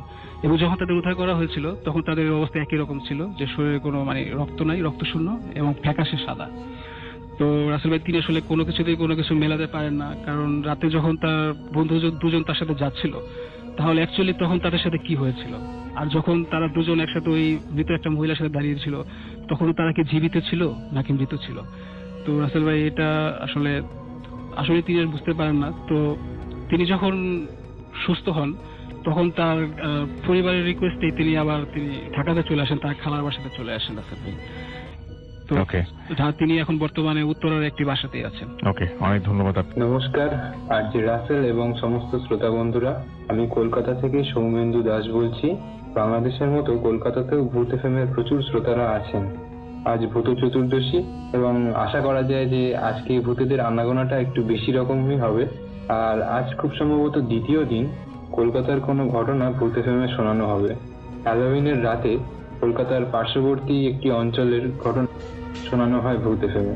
পৃথিবীর প্রায় প্রতিটা স্থানে কিছু কিছু প্রচলিত অলৌকিক ঘটনা ঘটে থাকে, যেগুলির যুক্তি দিয়ে ব্যাখ্যা করা সম্ভব নয়। তেমনি এই শহরকে ঘিরেও কিছু কিছু জায়গা আছে যেগুলি ভৌতিক কাণ্ড কারখানার জন্য বিখ্যাত। সেইগুলোই কয়েকটা আগে বলে নিতে চাই। যেমন কলকাতার ন্যাশনাল লাইব্রেরিকে ঘিরে এমনই একটি ঘটনা শোনা যায় যে একজন গবেষক কয়েক বছর আগে লাইব্রেরিতে গবেষণার কাজে গিয়েছিলেন, কিন্তু আশ্চর্যজনকভাবে তিনি আর সেখান থেকে ফেরেননি। তারপর তার আর কোনো হদিশ পাওয়া যায়নি। অনেকেই বলেন যে তারপর থেকে সকালের দিকে লাইব্রেরিতে গেলে ডেস্কগুলিতে চিঠি এবং কাগজপত্র ছড়িয়ে থাকতে দেখা যায়। এছাড়াও আছে কলকাতার রাইটার্স বিল্ডিং এবং সাউথ পার্ক স্ট্রিট সিমেট্রি, যেগুলি ব্রিটিশ শাসনের সময় তৈরি হয়। ইস্ট ইন্ডিয়া কোম্পানির অফিসার ক্যাপ্টেন সিমসন রোমসের ভূতকে রাইটার্স বিল্ডিং এ কয়েকবার ঘুরতে দেখা গেছে। আরো একটি জায়গা, কলকাতা মেট্রোর রবীন্দ্র সরোবর নামে একটি মেট্রো স্টেশন আছে। অনেক চালক এবং যাত্রীরা জানিয়েছেন যে রাতে লাস্ট মেট্রো ধরে ফেরার সময় অস্পষ্ট কিছু মানুষের মতো আকৃতি ঘুরে বেড়াচ্ছে। অথচ মেট্রো চলার সময় মেট্রোর লাইনে প্রায় 4000 ভোল্টের মতো বিদ্যুৎ থাকে, যেখানে কোনো মানুষের পক্ষে হাঁটা সম্ভব নয়। আবার দেখা গেছে যে এই মেট্রো স্টেশনটিতেই তুলনামূলকভাবে আত্মহত্যার সংখ্যা সব থেকে বেশি। যাই হোক, আজকে যে ঘটনাটি বলবো সেটি অসীমা ঘোষ আমার এক শিক্ষিকার মুখ থেকে শোনা। ঘটনার প্রত্যক্ষদর্শী একজন ট্যাক্সি চালক। উনি সারা রাত শহরে ট্যাক্সি চালান। তো এমনই একদিন রাতে ট্যাক্সি চালাতে চালাতে উনি দ্বিতীয় হুগলি সেতুর কাছাকাছি এসে দেখেন যে একটি যুবতী দূর থেকে হাত দেখিয়ে তাকে গাড়ি দাঁড় করাতে ইঙ্গিত করছে। উনি যথারীতি গাড়ি দাঁড় করান এবং জিজ্ঞাসা করেন যে কোথায় যাবে। তো জিজ্ঞাসা করাতে সে হাওড়ারই একটি অঞ্চলের নাম বলে। উনি তখন সেখানে যেতে রাজি হন এবং মেয়েটিকে গাড়িতে বসতে বলেন। মেয়েটি পেছনের সিটে বসার পর উনি ট্যাক্সি স্টার্ট দেন এবং গাড়ি চলতে থাকে। ট্যাক্সিটা যেতে যেতে দ্বিতীয় হুগলি সেতু পার হওয়ার পর এসে একটি জায়গায় দাঁড়ায় যেখানে সমস্ত গাড়িকে টোল ট্যাক্স দিতে হয়। এখানে দাঁড়ানোর পর মেয়েটি বলে যে আপনি ট্যাক্সটা জমা দিয়ে দিন, আমি নামার সময় আপনাকে টাকাটা দিয়ে দেবো। এরপর উনি তাই করেন এবং গাড়ি ছেড়ে দেন। কিছুক্ষণ যাওয়ার পর, কিছুটা চালানোর পর ওনার মনে কেমন যেন একটু সন্দেহ হয় যে উনি একাই গাড়ি চালাচ্ছেন এবং গাড়িতে আর কোনো মানুষের উপস্থিতি নেই। এবং অনুমান হওয়ার সঙ্গে সঙ্গে উনি পেছনে তাকিয়ে দেখেন যে হ্যাঁ, সত্যি তো, পেছনে তো ওই মেয়েটা নেই। কিন্তু না, এই ঘটনার কোনো কুলকিনারাই করতে পারলেন না উনি। ট্যাক্স দেওয়ার পর তো এক মুহূর্তের জন্য উনি কোথাও থামেননি। এই অবস্থায় উনি যথেষ্ট হকচকিয়ে যান এবং সঙ্গে সঙ্গে গাড়ি দাঁড় করান এবং আবার দেখেন যে সত্যি আমি ঠিক দেখলাম তো। তারপর উনি দেখেন কিছু কর্মরত পুলিশ ওনার দিকে এগিয়ে আসছে। তারা এসে হাইওয়ের মাঝখানে এরকম ভাবে গাড়ি দাঁড় করিয়ে রাখার কারণ জিজ্ঞাসা করাতে উনি পুরো ব্যাপারটি প্রথম থেকে খুলে বললেন। ঘটনাটি ট্যাক্সি চালকের মুখ থেকে পুরো শোনার পর ওই পুলিশরা জানায় যে এইরকম ঘটনা আগেও ঘটেছে ওই স্থানে একই রকম ভাবে। এর আগেও অনেক ট্যাক্সি চালক ওই যুবতী রূপী অশরীরীটির পাল্লায় পড়ে অনেকবারই তাকে ট্যাক্সিতে তুলেছে এবং তারপরে আর তাকে দেখতে পায়নি। নমস্কার, এই ছিল আমার ঘটনা। আমরা চলে যাব এখন আমাদের লাস্ট যে অতিথি তার কাছে, এবং তার একটা ঘটনা আছে, সেই ঘটনাটা আমরা শুনবো। এবং আপনার নামটা প্লিজ একটু বলবেন, আপনি কোথা থেকে এসেছেন? রাসেল ভাই, আমি শাওন যাত্রাবাড়ি থেকে এসেছি। শুনি আপনার ঘটনা। আমার ঘটনাটা রাসেল ভাই আমার নানুর মুখ থেকে শোনা। 1998-এর আমার নানা, মানে আমার আমুরা 7 বোন 3 ভাই। তো ওনারা একসাথে একটা ফ্যামিলিতে যাত্রাবাড়িতে ওনাদের বাসাটা ছিল। তো ওনারা মানে যখন থাকতো একসাথে, ওদিকে তেমন বসতি গড়ে ওঠে নাই। সো নানার পার্টসের দোকান ছিল আপনার কমলাপুরের দিকে। তো নানা আমার যেহেতু মানে নানুদের ফ্যামিলি মেম্বার অনেক বেশি এবং রাত্রে যেহেতু এদিকে এত বসতি নাই, তো রাত্রেবেলা নানা একটা লোক পাঠিয়ে দিতেন, যে ওই লোকটা মানে বাসার সামনে রাত্রেবেলা থাকবে, মানে বাসার সামনে একটা রুমে লোকটা থাকবে, মানে মানুষগুলোর সিকিউরিটির জন্য। তো মানে মাঝে মাঝে আমার নানা আসতে পারতেন না, সেজন্য এই লোকটাকে আর কি পাঠাতেন। সো একদিন এমন হয়েছে যে আমার আম্মুর আর কি যখন 7 বোনের মানে সবাই শুয়ে আছে, আমার নানুও শুয়ে আছে, এমন সময় হঠাৎ করে মানে দরজার বাইরে থেকে একটা ঠকঠকানি শব্দ পেলেন আমার নানু। তো এরপরে মানে কয়েকবার ঠকঠকানি শব্দ পরে আমার নানু বললেন যে কে। পরে দেখলেন যে আমার যে 5 নম্বর যে আন্টি, মানে নাজমা আন্টি, সে বলতেছে যে আম্মা গেট খোলেন। তখন আমার নানু বললেন, মানে নানু তো শক যে মানে ওই আন্টি তার সাথে শুয়ে আছে। তো বাইরে থেকে সেম বয়সে একজন বলতেছে আম্মা দরজাটা খোলেন। তো আমার নানু তো অনেক ভয় পেয়ে গেছেন, কারণ পাশের 2 রুমে আমার আবার মামা আর মামার ওয়াইফ দুজনে এমনি আছেন। তো নানু রাত্রেবেলা এভাবে বসতি টসতি নাই, আর মামারা যেহেতু বাইরে আসলে একটা কিছু হইতে পারে, এই জন্য নানু চিৎকার চেঁচামেচি না করে উনি আরেকটু দেখতে চাইলেন। তো দেখলেন যে উনি বারবার ঢুকতে চাইতেছে রুমে, বলতেছে যে আম্মা গেট খোলেন, আম্মা গেট খোলেন। তো উনি মানে গেট খোলেন না। তো এমন একটা অবস্থায় আমার মানে বাকি খালারা সবাই জেগে যান। তো অবস্থায় মানে মনে হলো যে আমার নানুর কাছে জিনিসটা অনেক ভয়, মানে উনি অনেক ভয় পাইছেন। পর এক পর্যায়ে উনি মানে মনে স্থির করলেন যে আমি দরজা খুলবই না, কারণ উনি বুঝে গেছেন যে বাইরে যে আছে সে মানুষ না। তো এমন অবস্থায় রাসেল ভাই যেটা হইলো যে মানে ওই আমার ওই বাইরে থেকে ভয়েসটা এবার মানে কান্না করতেছে, মানে বিকট স্বরে কান্না করতেছে, মানে এবার একবার যে দরজার সাথে যে ঠেস দিয়ে সে বসছে, এই সাউন্ড আমার নানু পাইছে। বসে সে কান্না করতে আছে। তো এমন একটা সময় রাসেল ভাই মানে সকাল হয়ে গেছে, মানে কান্নার শব্দটা থামে গেছে ফজর নামাজের পর আজানের আগে থেকেই মানে কান্নার শব্দটা থামে যায়। পরে নানু দরজার ভয় খুলে নেয়। পর মামারা আগে উঠছে, ওইটা ওনারা উজু টুজু করে দেখছে যে মানে নানু উঠে নাই। পরে তার নক করার পরে নানু এবার দরজা খুলছে। খোলার পর মামার কাছে ঘটনাটা বলছে, আর নানা যেহেতু রাত্রে আসে নাই, তো পরের দিন সে মানে নামাজটা পড়ে চলে আসছে, যে মানে কালকে তো রাত্রে গেলাম না, তো মাঝে মাঝে আসে না, তারপর উনি আগে আগে আসছেন। আর আমার যে আন্টির বয়সে কান্নাটা হয়েছিল, উনি আবার অসুস্থ ছিল। তো আসার পর দেখেন যে ওর শরীরটা একদম নীল, আর হাম হয় যে ওই ধরনের গোটা ওনার শরীর পুরো বইরে গেছে। তো আর অনেক জ্বর শরীরে। তো ওইদিকে তো ওই আমলে তৎকালীন মানে হসপিটাল বা ডাক্তার এমন তেমন ছিল না। তো এই অবস্থা কি হলো যে আমার নানা একটা কবিরাজ আনলেন এবং কবিরাজ দেখাইছিলেন। দেখানোর পর কবিরাজ যেটা বললেন যে আগের দিন রাত্রে আমার নানু ওই আমার ওই খালাকে কোলে করে নিয়ে মানে টয়লেট বাইরে ছিল, ওইখানে গিয়েছিল। তো যাওয়ার পর যেটা হয় যে রাসেল ভাই উনি মানে পাক পবিত্র ছিলেন আমার নানু, এজন্য মানে ওইটা ছিল একটা বদজিন, সে আমার ওই খালার ক্ষতি করতে চাইছিল, বাট নানুর কারণে সেটা পারে নাই। তো এই ক্ষতিটা হইতে পারতো, বাট হয় নাই। বাট আমার মানে খালার এখন ভয় নাই, বাট এবং সে কিছু ওই মানে উনি যে দিছিলেন ওর পরে আর কি ঠিক হয়ে যাবে, এটা বলতে পারে আমার খালা ঠিক হয়ে যাবে। অনেক ধন্যবাদ আপনাকে। ডিয়ার লিসেনার, আশা করি প্রত্যেকটি ঘটনা আপনাদের মাঝে ভালো লেগেছে। প্রতিনিয়ত এই ধরনের বাছাই করা ভয়ানক ঘটনা শুনতে চ্যানেলটি অবশ্যই সাবস্ক্রাইব করে দেবেন। আপনারা যাতে খুব সহজে বাছাই করা ভয়ানক ঘটনাগুলো শুনতে পারেন, এই কারণে বিভিন্ন জায়গা থেকে এই ঘটনাগুলো খুঁজে বের করে প্রতিনিয়ত রাত 10টা বাজে পাবলিশ করা হয়। আপনারা চাইলে এই চ্যানেলে ঘুরে আসতে পারেন। এই চ্যানেলে অসংখ্য এপিসোড পাবলিশ করা আছে, যা শুধুমাত্র বাছাইকৃত ভয়ানক ঘটনা। তো আজকের জন্য এখানে বিদায় নেব। সকলে ভালো থাকবেন। আল্লাহ হাফেজ।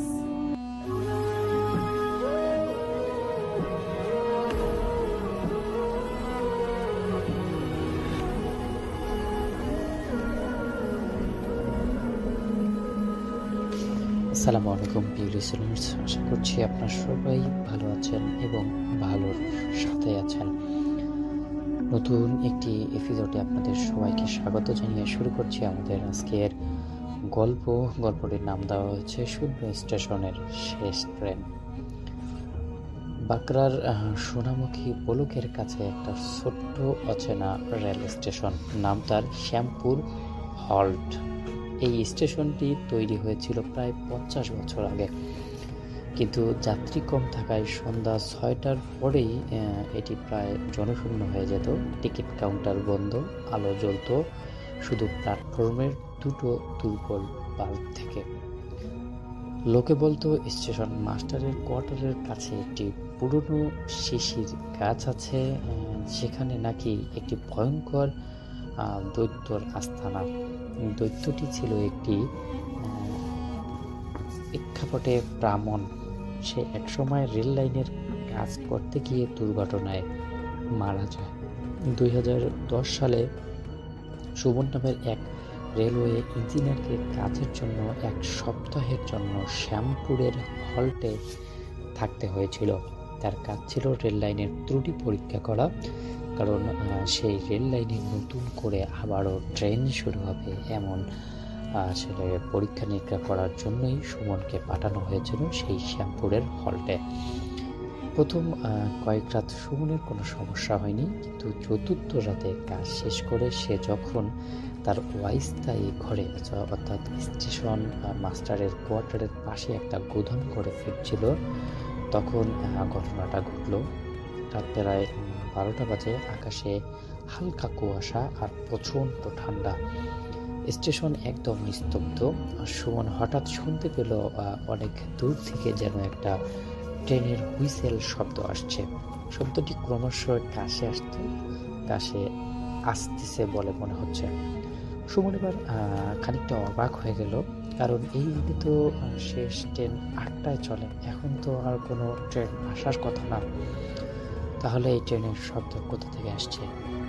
সে তার ফোনটা বের করে আসলে চেক করার চেষ্টা করছে যে আসলে এই টাইমে কোনো ট্রেন আছে কি না, বা এই টাইমে কোনো ট্রেন আসার কথা কি না। কিন্তু সে কিছুক্ষণের মধ্যেই দেখলো একটা অদ্ভুত ধোঁয়াবর্তী ট্রেন প্ল্যাটফর্মে এসে দাঁড়ালো। ট্রেনটি ছিল পুরনো আমলের কয়লার ইঞ্জিনযুক্ত, আর তার বগিগুলো ছিল ঘন কালো, যেন অনেক দিন ব্যবহৃত হয়নি। ট্রেনের কামরাগুলোতে কোনো আলো জ্বলছিল না, সব জানালা বন্ধ। ট্রেনটি আসার পর প্ল্যাটফর্মের পরিবেশ আরও বেশি শীতল হতে লাগলো। সাধারণত দেখা যায় ট্রেনে আসার পর স্টেশনগুলো অনেক গরম হাওয়া বের হয়, কিন্তু এই ট্রেনটি আসার পর আসলে স্টেশনটা একদম শীতল হয়ে গেল। হুইসেলের শব্দ থামতেই সুমন দেখলো ট্রেনের ইঞ্জিন থেকে লম্বাটে সব ধবধবে সাদা পোশাক পরা একটা লোক নেমে আসছে। লোকটির মাথায় চুল নেই, কপালে বড় একটা সিন্দুরের টিপ আর হাতে একটা বিশাল আকারের ত্রিশূল। সুমন বুঝলো এ কোনো সাধারণ মানুষ নয়, ইনি হয়তো সেই দৈত্য। লোকটি স্টেশনের নাম ফলকের দিকে একবার তাকালো, তারপর সরাসরি সুমনের গুদম ঘরের দিকে এগিয়ে গেল। সুমনের ঘরের কাঠের দরজাটা ভিতর থেকে বন্ধ, কিন্তু সে কাঁপতে কাঁপতে দরজার ফুটো দিয়ে দেখলো দৈত্যটি দরজার সামনে এসে দাঁড়ালো। তার শরীরের আকার এত বড় ছিল যে সে দরজা প্রায় আটকে যাচ্ছিল। দৈত্যটি দরজায় আলতো করে টোকা দিল। টোকার শব্দ শুকনো কাঠের উপর যেন হাতুড়ি মারার মতো বাজতেছিল। ভিতর থেকে সুমন সাহস করে জিজ্ঞাসা করলো কে। দৈত্যটির দিকে কোনো উত্তর এলো না, শুধু একটা গভীর ভারী কণ্ঠস্বর শোনা গেল, যেন মাটির তালা থেকে কেউ কথা বলছে। যাত্রী পরে স্টেশনে নামতে হবে, উঠে পড়ো। সুমন বুঝতে পারলো এই ট্রেনের যাত্রী হওয়া মানেই নিশ্চিত মৃত্যু। সে চুপ করে রইল, মনে মনে শুধু ঈশ্বরকে ডাকতে লাগলো। দৈত্যটি আবার টোকা দিল, এবার শব্দটা আরো জোরালো। দরজাটা সামান্য কেঁপে উঠল। দেরি হচ্ছে, ট্রেন ছাড়বে, তুমি কি আমার সাথে যাবে? শূন্যের পথে যাবে না? সুমন সাড়া না দেওয়ায় দৈত্যটি দরজা থেকে সরে গেল। সে আবার হেঁটে স্টেশনের দিকে ফিরে গেল। তার প্রতিটি পদক্ষেপের সাথে সাথে প্ল্যাটফর্মটি একটি অস্বাভাবিকভাবে গুম গুম শব্দ হচ্ছিল। দৈত্যটি ট্রেনে উঠে গেল, সঙ্গে সঙ্গে হুইসেল বেটে উঠল, আর সেই ধোঁয়াভর্তি শূন্য ট্রেনটি এক বিভৎস গর্জন করে ধীরে ধীরে কুয়াশায় মিলিয়ে গেল। ট্রেনটি যাওয়ার পর প্ল্যাটফর্মে আলো দুটি যেন আরো টিম করতে লাগলো। পরদিন ভোরেই সুমন দ্রুত তার কাজ শেষ করে শ্যামপুর হল থেকে চলে আসলো। আর সে কোনোদিন সেই স্টেশনের কাছেও যায়নি, কিন্তু সেই দিনে সেই শূন্য স্টেশনের হুইসেল এবং দৈত্যর শীতলটা সে আজও ভুলতে পারেনি। লোকে বলে প্রতি শীতে, প্রতি মৌসুমে, গভীর রাতে সেই ভূতের শূন্য স্টেশনটি আজও শ্যামপুর হল্টের স্টেশনে এসে দাঁড়ায়। কিন্তু গ্রামের মানুষ অনেক সচেতন থাকায় আজও সেই শূন্য ট্রেনটি, ধোঁয়াভর্তি ট্রেনটি কাউকে স্বীকার করতে পারেনি বলে জানিয়েছেন এলাকার লোক। তো দর্শক, সব মিলে আজকের আমাদের যেই গল্পটি ছিল, এই গল্পটি আপনাদের কাছে কেমন লাগলো সেই বিষয়টি কিন্তু সেই মন্তব্যটি করে যাবেন আমাদের ভিডিও কমেন্ট বক্সে। আর দর্শক, যারা যারা আমাদের কাছে আপনাদের গল্পগুলো পাঠাতে চান তারা কিন্তু অবশ্যই আমাদের দেওয়া জিমেইল অথবা আমাদের ভিডিও ডিসক্রিপশন বক্সে আমাদের ফেসবুক লিঙ্কে আপনাদের গল্পগুলো পাঠিয়ে দিতে পারেন আমাদের ঠিকানায়। আমরা আপনাদের গল্পগুলো পড়ে আগামী এপিসোডে পড়ার চেষ্টা করব ইনশাআল্লাহ। তো দর্শক, শেষ করছি আজকের এপিসোড। সবাই ভালো থাকবেন, সুস্থ থাকবেন। নতুন এপিসোড দেখার আমন্ত্রণ জানিয়ে শেষ করছি। আল্লাহ হাফেজ।